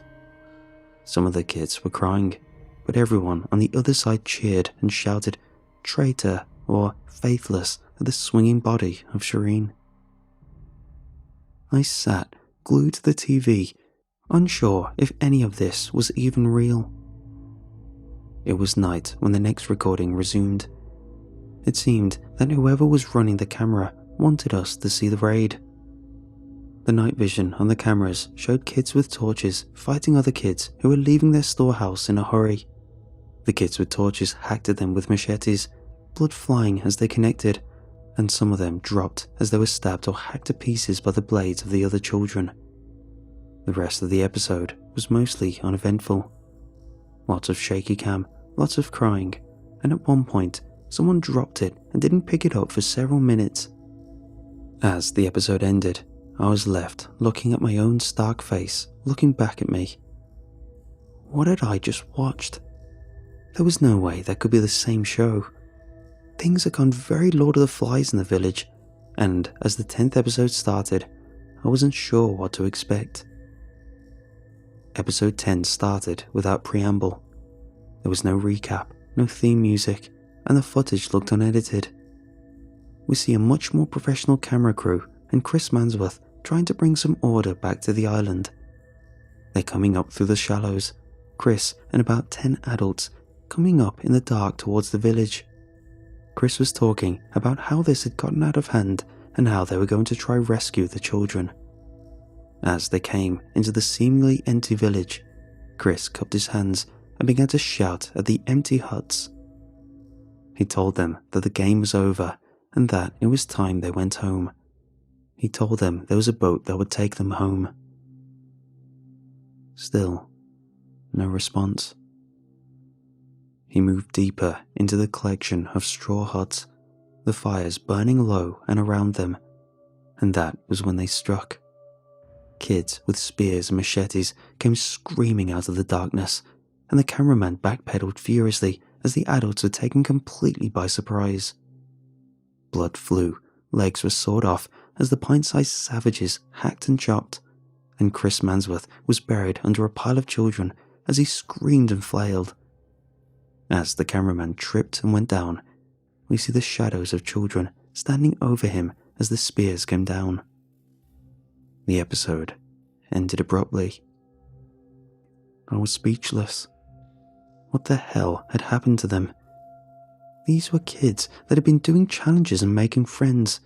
The rivalry between Robert and Marco had always been the most serious part of the show, but now they had devolved into savages. The 11th episode was about 10 minutes long. It opened on a stationary camera shot of the same space they had held the trial. Marco was on his knees before the camera, and he looked bad. His left eye was a puffy mass of bruised tissue. His left ear was a bleeding stump. His nose looked to be cut jaggedly. He was weeping silently, and his ears were thick and bloody. Robert stood behind him. He'd always worn a white football jersey in every episode I'd seen him in, but the garment was stained red and brown now. He bled from several places on his chest, and when he raised his machete, it was with obvious pain. This morning, before the sun has risen, this dog attempted to attack our village. He violated the rules of war as agreed up by he and I. We agreed to a battle between our two villages at dawn. This snake tried to attack us in the night, and lost. Thus, his village is forfeit. As the winner, I sentence him to death. Please, Robert. Chris Mansworth's voice can be heard off screen. The show is over. You can all go home now, back to your parents. It doesn't have to end like this. As Marco cried his terrible tears, Robert looked at Chris off screen and turned back to Marco. The show is over. This is our home now. He brought the machete down. Marco cried out and fell face first to the ground. Robert fell on him, hitting him with the machete again and again. Blood sprayed from the struggling kid, and when Robert looked back to the camera, his face was splattered in gore. He reached out and the camera went off abruptly. The last episode was only a few minutes. It started with a shaky cam journey through the jungle. The runner was being pursued. I could hear the footsteps behind him. As the runner got to the shore, he jumped into something and pushed out into the water. The wooden deck of a boat came into view, and as he drifted out, I could hear oars working in the water. He sat the camera on the seat, and as he rowed, the faces of children could be seen in the surrounding jungle. Then, everything went dark. The tape clicked, and the TV went back to static. I left it in the VCR and stumbled out the back room. Reggie was sitting behind the counter and looking up at me with something like sympathy. He held something back towards me, and I saw. It was my money. I shook my head and stepped away from him. I'd bought a ticket, and I'd paid the price. You gonna be okay? He asked. Yeah, so what happened to the kids? They just left them there. Reggie shrugged. The Coast Guard picked Chris Mansworth up 2 days later. He was drifting in the ocean and looked extremely rattled.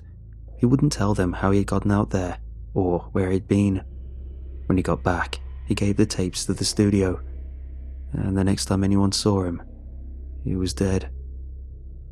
And the kids? The studio never pursued the show.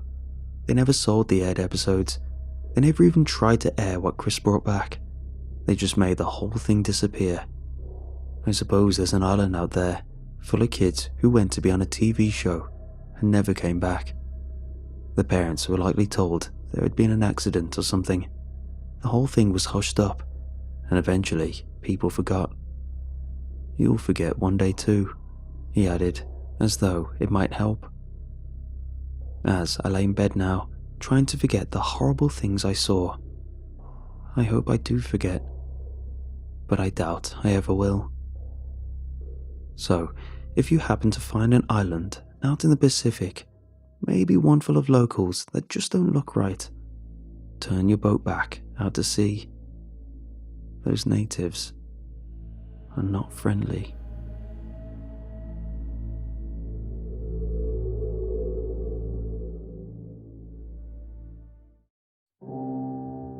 Up until last month, I'd spent the last 3 years working as a property inspector for a national real estate company. They had over 500 houses across the 3-state region I covered, and between me and my boss, Willie, we were supposed to check them all at least once every 2 months. That meant making sure there were no leaks, no notable wear and tear, no problems with water or electrics where they were turned on, and, of course, making sure no one was getting inside and either squatting or vandalizing the owner's property. It wasn't a bad job, and while the work had been described to me as part guard, part plumber and electrician, honestly, it required very little beyond showing up, taking notes and pictures if I saw something that looked weird, and then reporting it to Willie. Simple stuff we might wind up doing ourselves, but the company had specialists for anything more complex or dangerous. And as for trespassers, I'd never found a single one my entire time working there. But then, 8 months ago, I went into a house that was new on our rotation. This wasn't unusual, of course. While some properties seemed stuck in some permanent limbo of not being rented or sold, there was a fair amount of turnover with most of them, and every new 2-month rotation inevitably brought some different houses with it. From the outside, this one wasn't particularly noteworthy. A single-story ranch house with faded white vinyl siding that went back further than you'd have thought from the street. To quote a common Willieism, it had a real ass on it. The yard was in decent shape, though I could already see recommending whoever was cutting it coming by more often before the house started being actively shown. And while it could definitely use a good pressure washing, a circle of the exterior didn't lead me to check off any problem spots or needs for repair. Then, I went inside. Opening the door and crossing the threshold into an empty house can feel a variety of ways. Most aren't really noteworthy at all beyond a bit of stale air. Some places are stifling hot or unexpectedly cold, musty or just thick with dust and the stench of roach or mouse droppings drying in the shadows. But this place, when I stepped through the front door, I immediately noticed that the air felt thicker inside, almost as though I had jumped off the ledge of a pool into water I was now trying to walk among the bottom. I felt a moment of panic at the sensation, reaching for the light switch, before remembering that the electrics were still off here. The house had been bought at a foreclosure sale, and it might be weeks or months before the company got around to turning utilities back on and putting the house with one of its agents. Muttering a curse, I dug out my flashlight and turned it on. It was early afternoon outside, but you couldn't tell it in here. Everything was murky and grey, the beam from the light seeming dim and feeble as it pushed out at the shadows crouched in every corner. Grumbling, I pushed my nerves down. I'd gotten over the unease of going into empty houses in the first couple of weeks of doing this job, and I wasn't going to freak myself out now. I wouldn't find anything different in this house than I had in 1,000 others, and if I did, all I had to do was leave and call Willie. Not a big deal. Walking down the front hall, I turned to the right. Brownish looking carpet and bare yellow walls. No sign of any damage or anything having been left behind. This place had 12 rooms according to the sheet, and I tended to work front to back. So, before going through the door in the back wall of that room, I crossed over the main hall to the left-hand room. This was a smaller room, also brown carpet, green walls, nothing of note. Moving to the door on the far side, there should be one more room, a larger living room area that... I paused in the doorway as my flashlight landed on something. It was an old rocking horse with a wooden body and rockers of peeling black paint and a moulded plastic head that was faded with age but still identifiable as the snarling face of a black stallion. The leather saddle on the back of the horse is what stood out the most. Unlike the rest, it seemed to be in very good shape, with the luster of the dark brown skin seeming to almost glow under my light. The embossed golden lettering above the yellow stirrup was legible even at a distance. Nick's best steed. I felt my stomach tighten slightly. Something wasn't right here. It wasn't uncommon to find some trash or other things that the house cleaners had missed on a first inspection, but how would they miss something like this? Stepping back through the other room and into the hall, I reached for my notepad and hesitated. Normally, I would write down things as I found them, but I didn't want to here. I didn't like the sound of focusing my attention on anything other than my surroundings, of making... I hesitated and then forced myself to finish my thought. Of making myself vulnerable. Clenching my jaw, I stepped further down the hallway. I knew I was being stupid, but it didn't matter. Nerves had me now. I needed to finish doing a quick sweep of the house and get out. The fourth room, empty. The fifth and sixth were the same. Then, in the seventh room, there was a television sitting in the middle of the floor. A pretty old one, with a small curved screen of thick glass surrounded by a heavy wooden cabinet. How the hell had they left this sitting here? I felt a dull sense of fascination looking at it. It really was old and kind of interesting. Probably an antique that might be worth something to somebody, even if it didn't work out. Crouching down, I gave the large metal channel dial a twist, each number between 1 and 9 making a satisfying click as it ratcheted by. Shining my light back across the front, I stopped when I reached the screen. The glass. The glass had lines, ridges in it.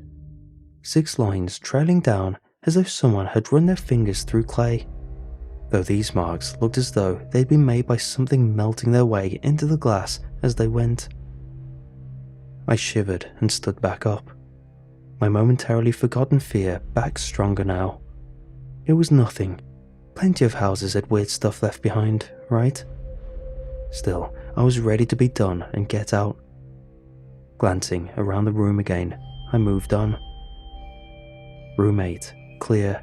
Room 9, the last one on the right side of the house, so far as I could tell, had some peeling wallpaper, but no signs of water damage or mold behind it. I crossed back over the main hall into room 10, and at first, I saw nothing out of the ordinary. Then I turned to look in the corner and saw the naked man crouched there, grinning at me. In that first moment of shock and panic, I took him in fully. His head was crudely shaved, with thin patches of hair still wisping away from a scalp covered in cuts and scabs. His face was thin and lean, except around his eyes, which were red and puffy. Even now, as he stretched cracked lips wide to show me twin rows of grey teeth, he was crying, his body shuddering with a faint sound somewhere between laughter and a sob. Oh no. The next moment, I was running for the front door, and I didn't stop until I was back outside and in my locked car. I called 911 then, waiting in my car for the cop to come and get out the trespasser. It took half an hour before someone showed up, and when they did, they looked skeptical. I'd made the mistake of telling 911 that not only was there some guy in the house, but he was naked and crying. At the time, I thought it'd make them come quicker, but instead, it had made them think it was some kind of practical joke. The officer was polite though, asking me a few questions before telling me to wait outside. I could tell by his expression he didn't think he'd find anything, and as soon as he stepped back out, I could see that his suspicions had been confirmed. Still, when he came back to the car, I forced myself to ask if he saw the guy. He offered a slight frown. No sign of anyone in there now. He gestured toward me in the car. "You've been here the entire time, you said, since you left the house?" When I nodded, his frown deepened slightly. "Well, this is the only door in and out that I saw, so unless he climbed out a window, I don't know where he would have went." He let the unspoken implication hang in the air for the moment, before giving a shrug. "Still, let us know if you have any further problems and they'll send someone back out." I wanted to argue, to try to convince him, but I realized there was no point. What could I say, and what did it matter? I was done for now, and when I talked to Willie, he'd know if there was anything else we should do. He'd been working that job for over 30 years, and there was very little he hadn't seen after all. "Where did you hear about it, kid? The internet?" I stared at Willie in confusion. We were at Brecken's, a diner we met at once a week to eat breakfast and compare notes, and I'd just finished telling him about the house and what I'd found there. I'd known his expression had changed as I talked, but at the time, I chalked it up to him being concerned about what I'd seen. Now that I was done though, he seemed not only tense, but almost angry. "What are you talking about?" He took a sip of coffee as he studied me over the cup. "Look, I'm not calling you a liar, but if this is some prank you're trying to pull, just tell me now. I won't be mad. Where did you hear about the Hollow House?" I looked at him blankly. "Willie, I don't know what you're talking about, I swear. What's the Hollow House?" Sitting down the coffee, he sighed. "I believe you. You're a good kid, and I've never known you to be a liar. And hell, I don't know if anyone talks about it on the internet in the first place. I just figured that it might be on there somewhere, like every other damn thing." He gave a small shrug. "I learned about it at first, the same as you. 20, maybe 25 years ago. I went into that house. On the outside, looked just like the rest. And then I saw the TV. Back then, it wasn't so old looking as it would seem now, with everybody having giant things they hang on their wall. But it was still old, and odd that it had been overlooked." I felt my eyes widen. "You mean you saw the same?" He cut me this look that said hold off asking questions until he was done explaining something to me. I fell silent. Rubbing his eyebrows, he went on. "Then I saw the rocking horse, just like you described, down to the next best steed and everything. By this point, I was starting to get skittish, but I was quick to get spooked back then, and I told myself that's all this was." His hand trembled slightly as it trailed down to clasp the other on the table. "But then, I saw the man. We didn't have cell phones back then, and they encouraged us to threaten people and bully them out when we could. Not hurt them, but make it seem like we might." He shook his head as he looked down at his coffee. The guy just kept on staring at me, laughing and crying at the same time. Just eyes locked on mine while I got in his face and yelled, told him I'd get rough if I had to. Willie gave a bitter chuckle, all while trying not to pee myself. He brought his gaze up to mine. That's when the guy's eyes shifted away from me. He was looking at something behind me now. In spite of myself, I couldn't help but break in and ask, "What was it? What was behind you?" Willie's face visibly paled. "No, I don't want to talk about that." Looking away, he licked his lips. Anyway, I got out, went and told a buddy of mine that worked for the company what I'd seen. He'd heard of it before too, and he knew what people called it. The Hollow House. I frowned. Okay, if this is all true, and you knew this place was messed up or haunted or whatever, why didn't you warn me before I went in there? He gave me a little smile and shook his head. No, you don't understand. It's not the same house. It's never the same house, at least on the outside. Never in the same spot. Same past owners, nothing. Believe me, I've looked into it some, and over the years, I've talked to half a dozen people that have run across it too. Every one of them describes seeing the same stuff on the inside, but they were in different houses all around the country over the past 30 or 40 years when it happened.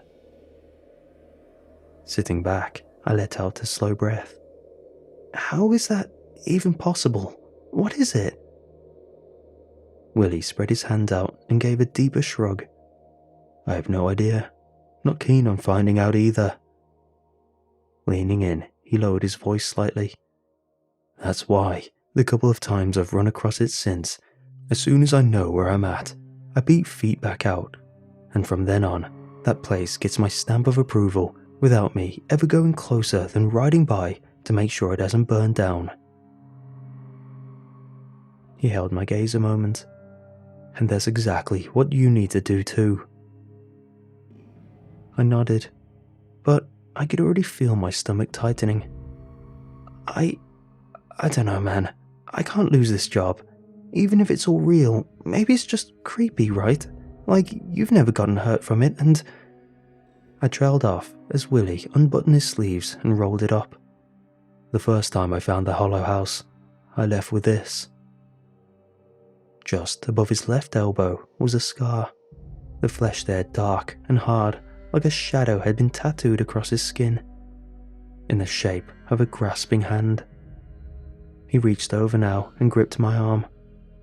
It's not just a spooky story, kid, and you just got lucky this time. The 5 or 6 people that have told me about going into the Hollow House, I've heard another dozen stories over the years about people that disappeared doing this job. How many of those do you think went into one of these places and didn't get out quick enough? I was nodding now, terrified. Maybe it was how scared I looked that caused him to make the offer. Look, I'll just adjust our schedules, okay? Put that house in my rotation. I snapped back a little out of my shock. Willie, you don't have to... He was already raising his hand to stop me. No, it's fine. I'm used to it, and I know the signs well enough now to get out fast. Besides, I don't plan on stepping foot in that place, and as long as I've been here, no one's going to hassle me if they find a problem I don't report. He pointed at me. Not that you can let your guard down. If you stick with this job, you'll run across it again at some point. Sighing, I nodded. Yeah, sure, but are you sure? When he looked at me this time, he only met my eyes for a second before looking away. Yeah, kid, I'll be fine.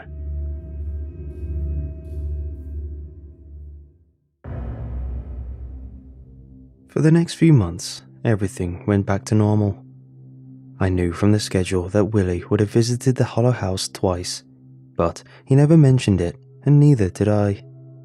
I was grateful to not have to go there myself or risk faking my inspections, but I felt guilty for passing the risk on to him. Still, every time I went into a new house, there was now a moment of fear and tension while I tested the air and looked for signs of something being off. Nothing ever was, but that nervous anticipation never left me entirely, and that was enough to take the edge off the guilt at what Willie was doing for me, especially since I felt sure he wasn't actually going inside. The next month, a new corporate policy came down from the national office.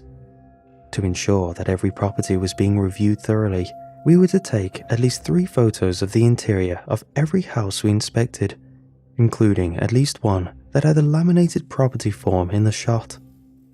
These forms were in every house, listing the address, property ID number, and various other details like square footage and local agent contact information. Every form was unique and were usually taped to the counter in the kitchen, meaning that you couldn't just use a form from another house. My stomach dropped as soon as I got the email, and when I checked the schedule, I saw that Willie was supposed to be checking the Hollow House again 2 weeks later. Enough time for me to talk to him when we did our weekly meetup, for us to come up with an answer, or if not, for me to at least offer to take the house back. "No, kid, it's fine. I'll figure something out." I frowned. "Look, I don't want to go in there either. Maybe I can fake the pictures, right? Make a new copy of the form and take a picture of it taped to a different counter in a different house. Not like they'd ever know." He looked thoughtful for a second as he considered it, and then shook his head. "Won't work. They don't store the info on these forms in any computers we have access to, so we'd have no way of knowing some of the stuff like the local realtor that's listed without seeing the form.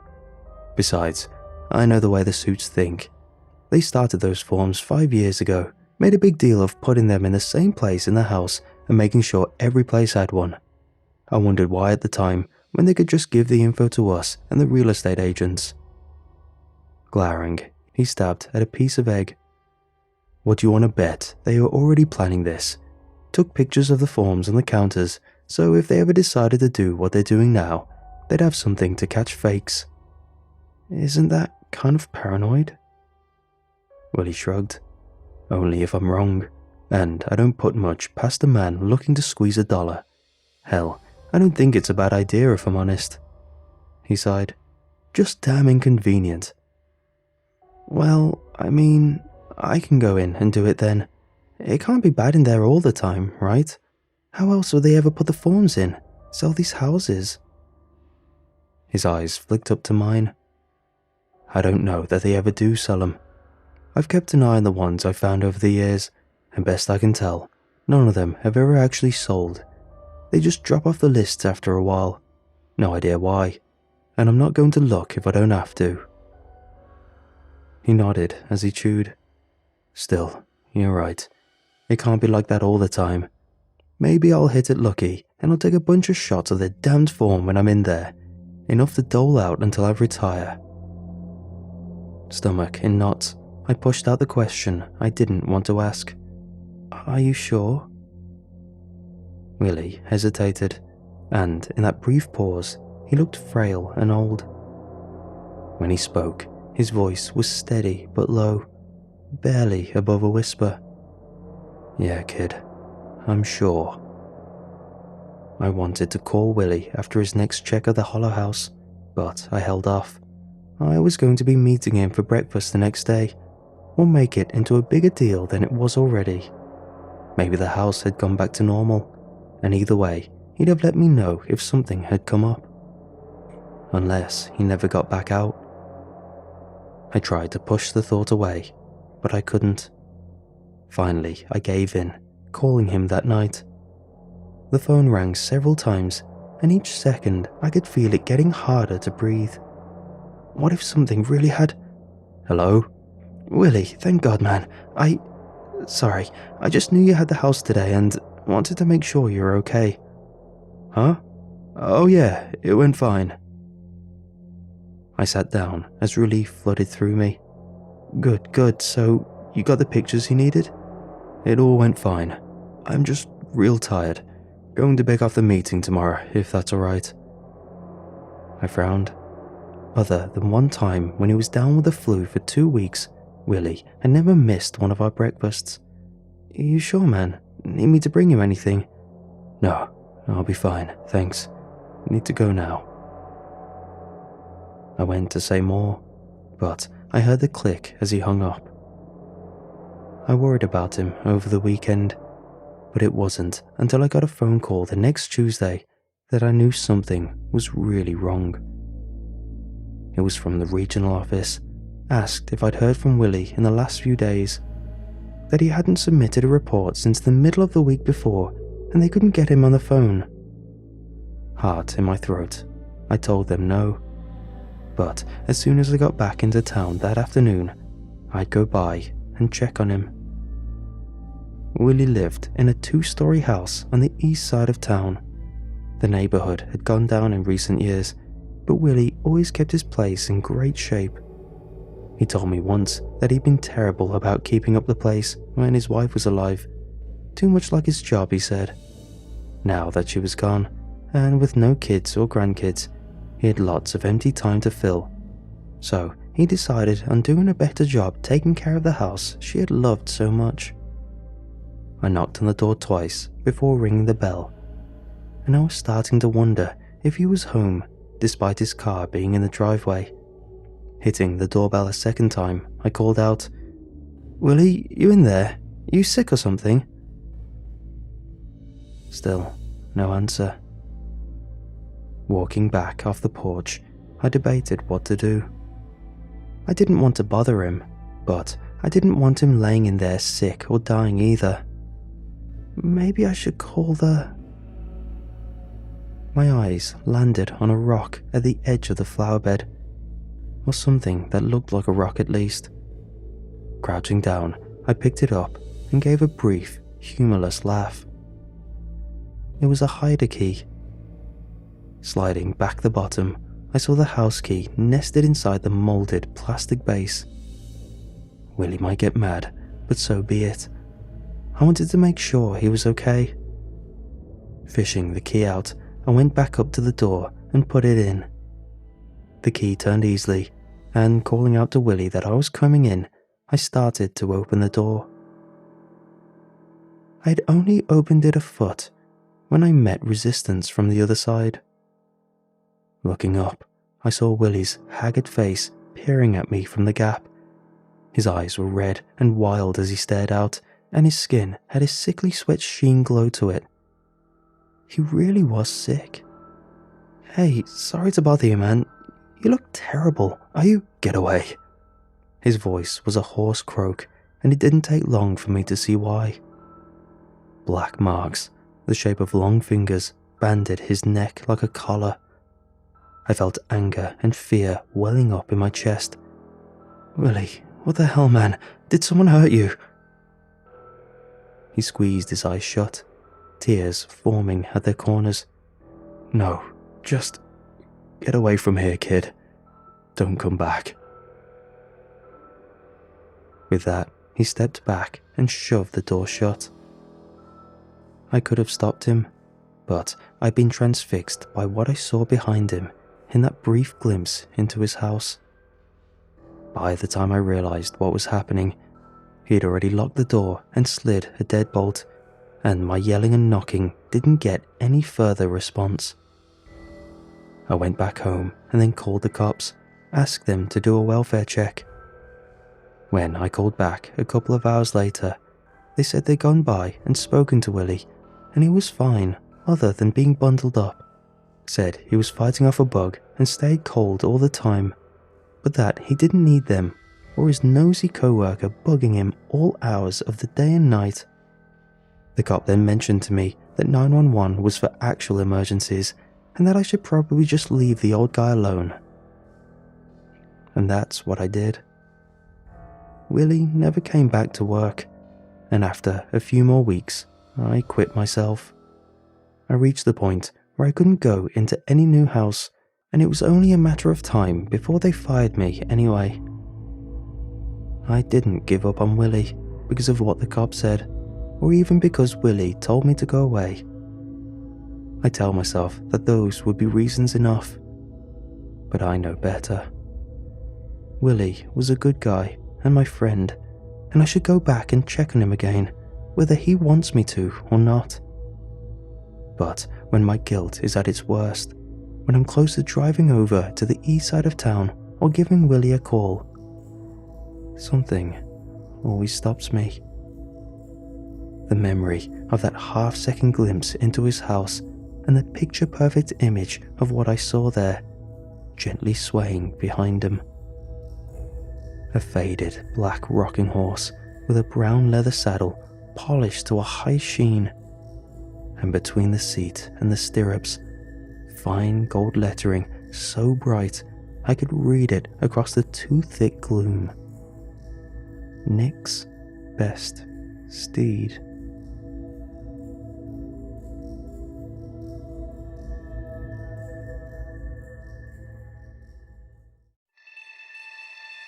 As a kid, I was scared of pretty much everything. At night, I'd see faces moving in the wallpaper. I'd see branches slither like snakes, piles of clothes turn to slump bodies, lamps look like heads, and the front of cars grinned at me with sinister intent. I could also hear them. A creaking door would sound like a groan. The wind would scream. The floorboards would breathe heavy sighs.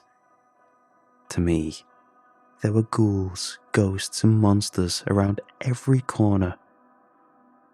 Needless to say, I was a nervous kid. Turns out it wasn't just an active imagination. I have a condition. It basically boils down to chronic, overactive pareidolia. You know, that thing where you can see faces in cars or shapes of people in trees. That's pareidolia. It is a sort of defense mechanism that humans have evolved to notice camouflaged creatures like jaguars and snakes, and to discern the sounds of encroaching predators. But to me, it is about 16 times more noticeable than what is normal for the average person. I see things everywhere, all the time. Of course, there were treatments. By age 12, I had tried 6 different regimens over a total of 4 years, and the side effects were brutal. Some would make me irritable, while others would make me hyper-focused. One type of medication just straight up put me to sleep. By age 18, I thought I'd never get a job. I was barely dragging myself through school, and there was no way I'd make it through college. I was on a course of drugs that barely kept me together, but they gave me these awful tics. I'd drop things. I'd wake up in the middle of the night. My leg would shoot out and trip me. I was a mess. My mom had to cover the stairs and handrails in grip tape. A few years ago, I had a standing meeting with the county employment services every Thursday. I hated it. On a particularly bad day, my mom had to drive me there. The meds were kicking my ass. She dropped me off at the end of the street, and just in that short walk to the office, I almost tripped into a brick wall. I was so flustered I knocked over a trash can. But for the first time in a couple of years, I had an interview with a potential employer. I didn't think much of her. She was just some old woman in a warm coat. She introduced herself as Teresa and told me that she'd heard a lot about me. She offered me a trial and a hefty one-time payment. I didn't get a clear idea about what I was supposed to do, but she told me that secrecy was part of it. The only demand she had was that I stop taking my meds.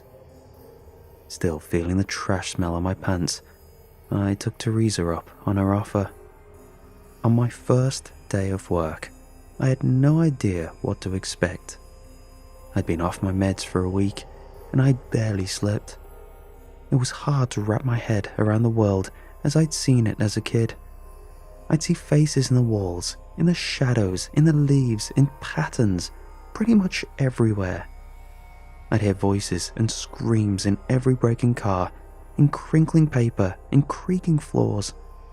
It was hard staying focused, and I was so jumpy I could barely move without flinching. Teresa picked me up in a grey sedan. She was wearing a headset and kept looking over at the GPS. I noticed her leg was twitching and that she kept biting her lip. She barely looked at me the whole ride.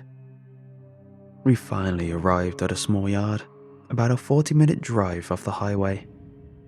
There were 2 large trailers and a single-story, run-down prefab house from the 60s. One of those things with cheap wood panels and matching broken windows. There were 8 other vehicles in the yard. 4 sedans, 2 vans, a jeep, and a bus. They'd set up warning tape, a command tent with laptops and an antenna, spotlights, and half a dozen crates covered with blue tarps. There were armed men with assault rifles, security personnel with handcuffs, and a couple of medics standing by with first aid kits and a stretcher. I was swarmed as soon as I stepped out of the car. They fitted me with a headset, protective gloves, a heart monitor, and tagged me with a plastic ribbon around my left wrist.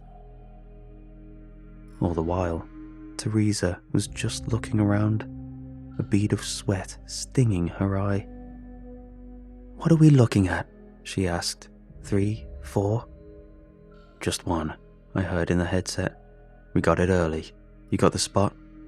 "On sight," she responded. "Any blues?" "No blues. We're clear." Teresa finally turned to me. She faced me, put her hands on my shoulders, and talked slowly. "This seems like a lot," she said. "All I want you to do is go inside, carefully, and tell me what you see." "Why?" I asked. "What's in there?" "I don't know," she sighed. "None of us know. But we think you can see it." "Is it dangerous?" She shook her head. "We don't know. We're trying to get to know them." There was a flurry of instructions. I had to sign a waiver. They took pictures of me from 6 different angles. They took several blood samples. They took a swab from my tongue, checked my eyes, and fitted me with a pair of safety goggles. Teresa took them from me just seconds later. "Nothing around the eyes," she said. "You need to see clearly." They asked me to approach the door while they were running some kind of diagnostic. Weapons check, systems check, ready checks.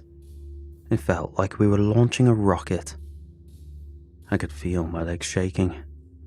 "I'm with you all the way," Teresa said over the headset. "You can leave at any time. Just tell me what you see. And I really mean what you see." A countdown began. At 0, the spotlights turned on, and the entire yard turned into a soundless ghost town. Everyone held their breaths. It was my turn. I stepped inside. A simple 1-story house. 3 rooms, a bathroom, a kitchen. Someone had clearly lived there until recently. There were still clothes flung over a chair in the living room. The power was off, but the pale spotlights coming in through the windows made it feel like I was walking through a hospital waiting room.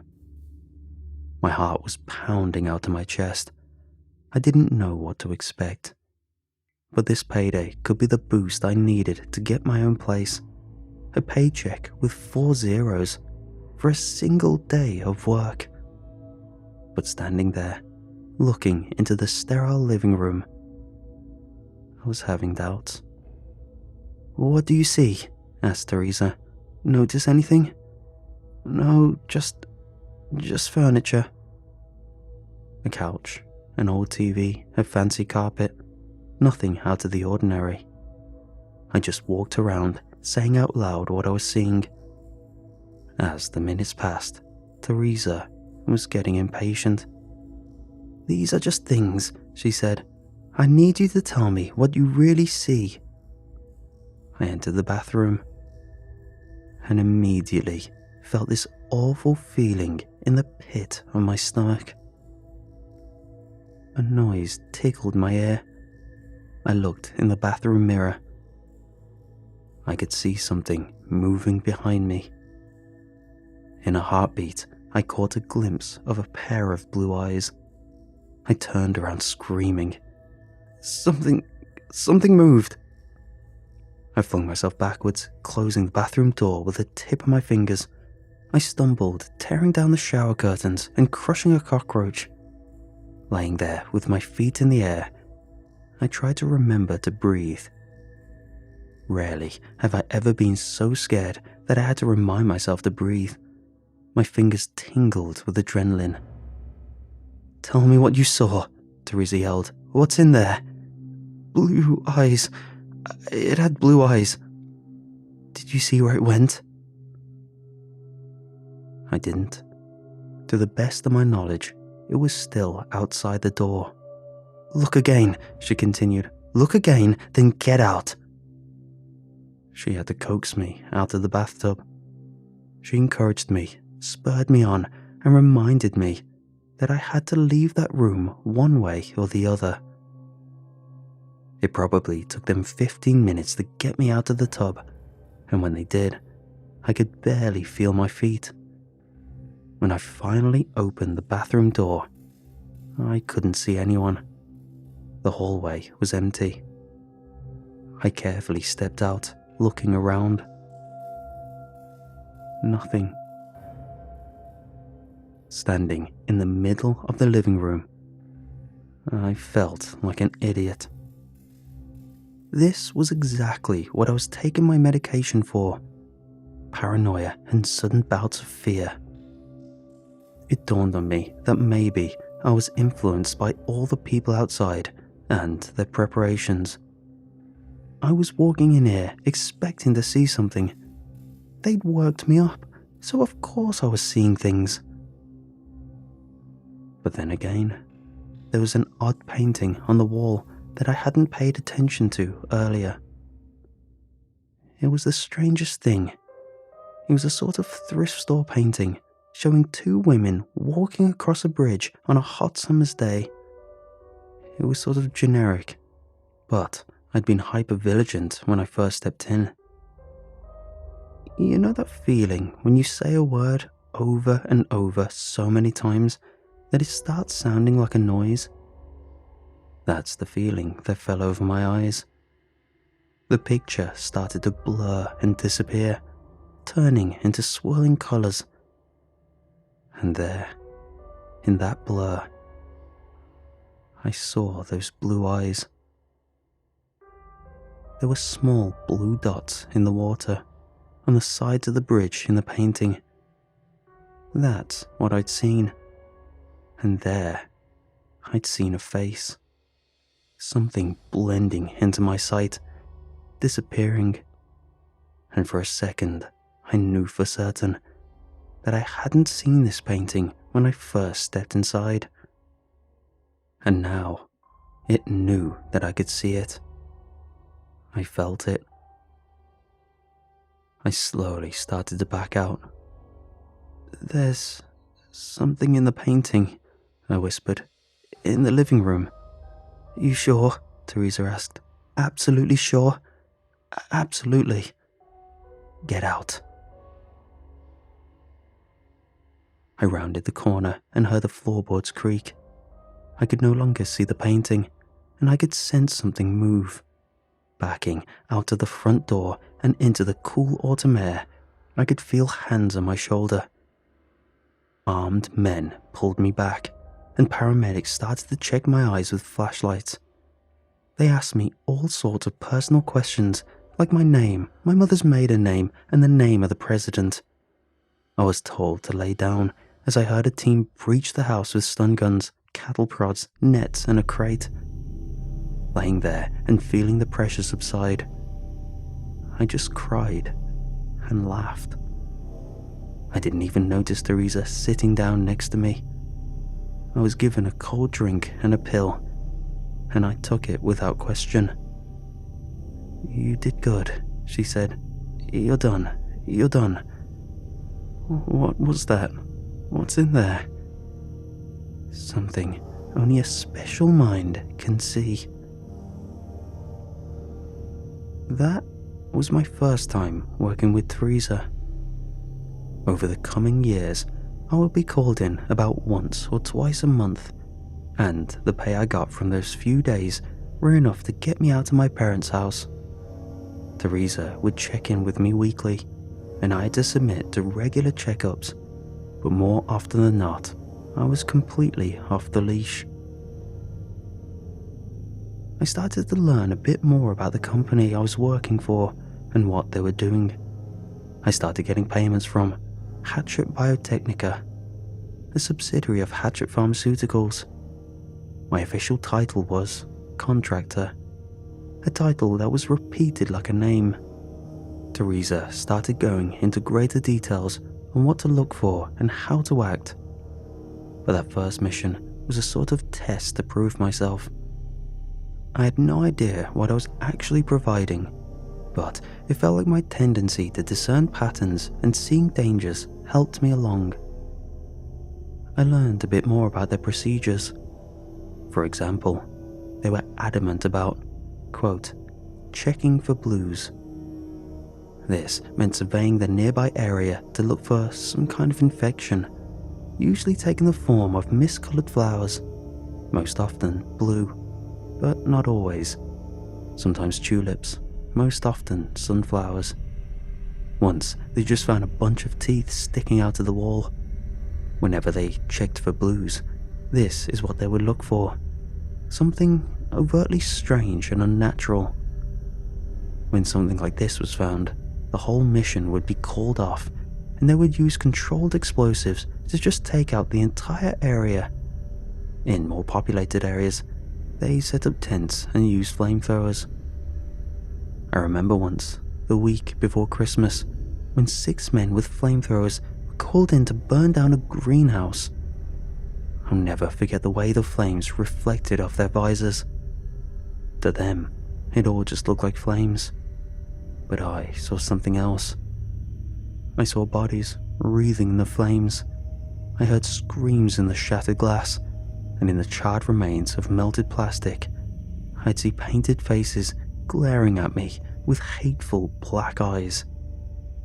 Up until a few months ago, I had worked a total of 33 cases over 2.5 years.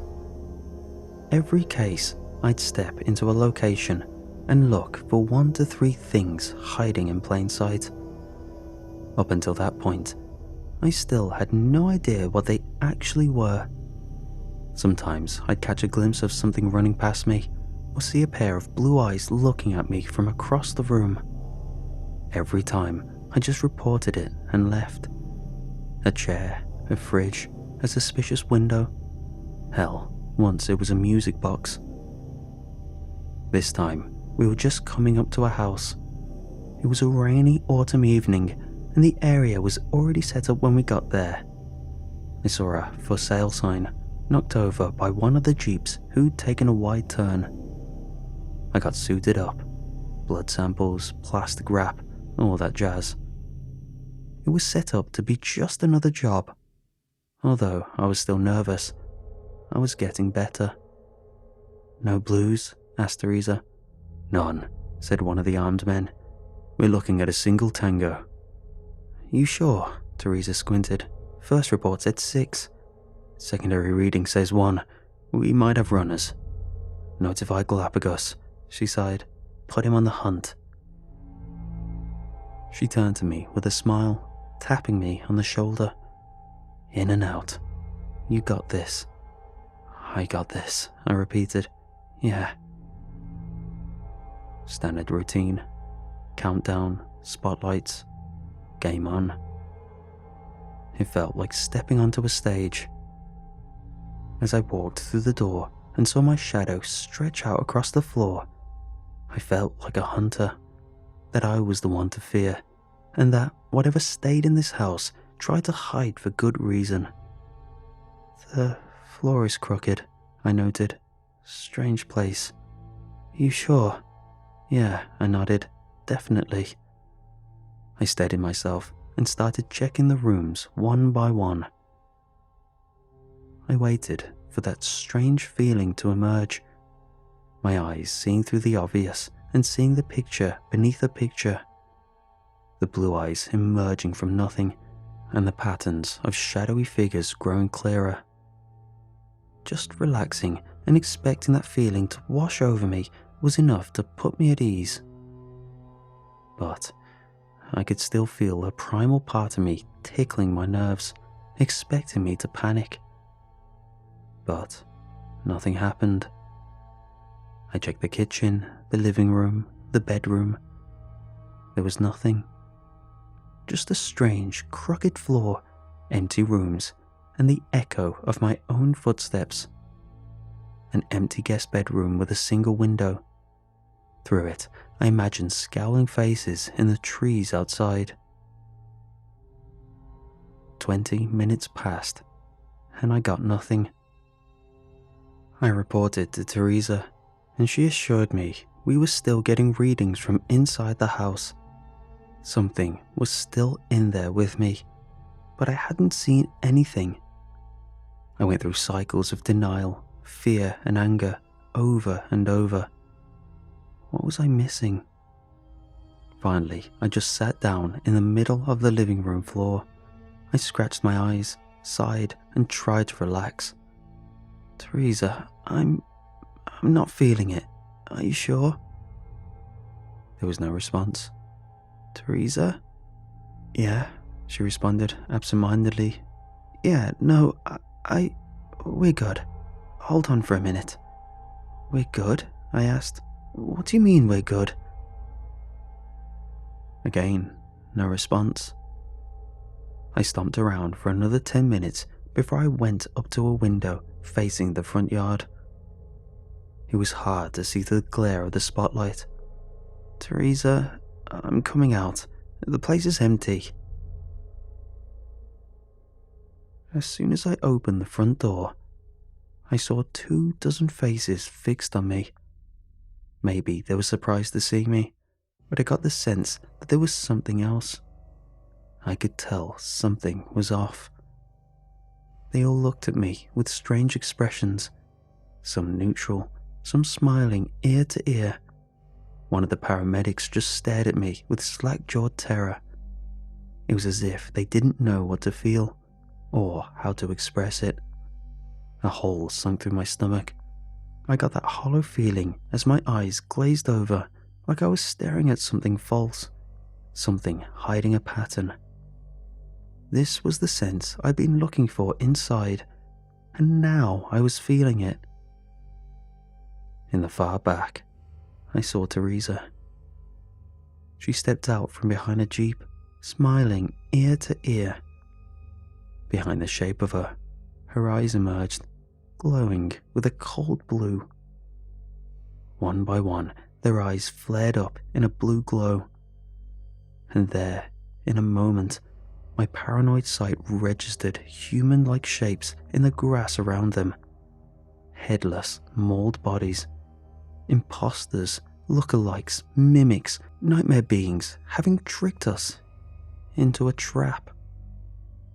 One by one, smiles started creeping across their faces, rows of impossible sharp teeth hiding long tongues, their fingers growing longer, their necks elongating. They were losing their disguise and facing me head on, unafraid. Nothing was said out loud, not a word, but to me it was as if the wind itself was screaming for me to run. I slammed the door behind me and ran. Faces were coming out of the walls, door handles turning into hands, grasping at my clothes. My distorted face reflecting in the windows and mirrors with jawless grins. I couldn't blink. Every heartbeat, a new horror forced my eyes open. There were more doors than I could remember. There were more windows than there should be. The kitchen suddenly had a skylight, and there were 4 fridges. Countless paintings had appeared in the master bedroom, depicting cruel and blood-drenched horrors. They were already here, trying to surround me, and my mind was racing to remember what was real and what wasn't. Rushing to the back of the guest bedroom, I remembered there being only one window. Now, there were 2. I had to roll the dice, take a guess, do something. As I grabbed the window frame, I imagined teeth slamming into my hands, tongues licking across my palms, wide smiles sating their hunger. But this time, it was just my imagination. I burst through the window and took off running into the woods. Through the night, I just kept going. My chest hurt from holding the screams in.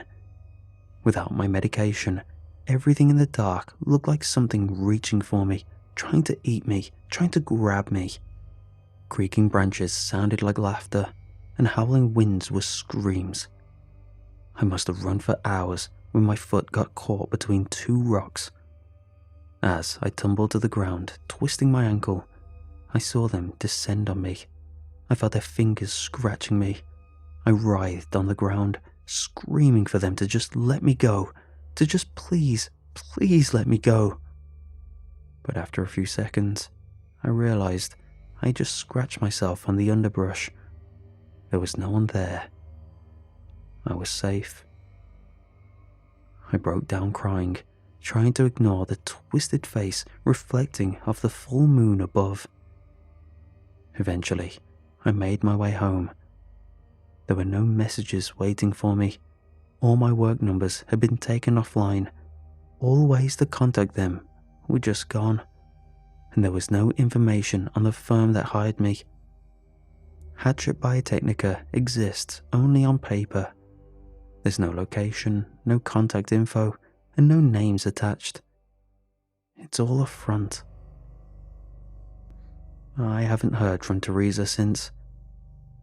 I think that whoever I've been working for has just assumed that I'm dead. That's why I decided to share this anonymously. Those who know who I am can reach out to me, and for those who don't, I just have a word of warning. Be observant. Trust your intuition. It might just save your life.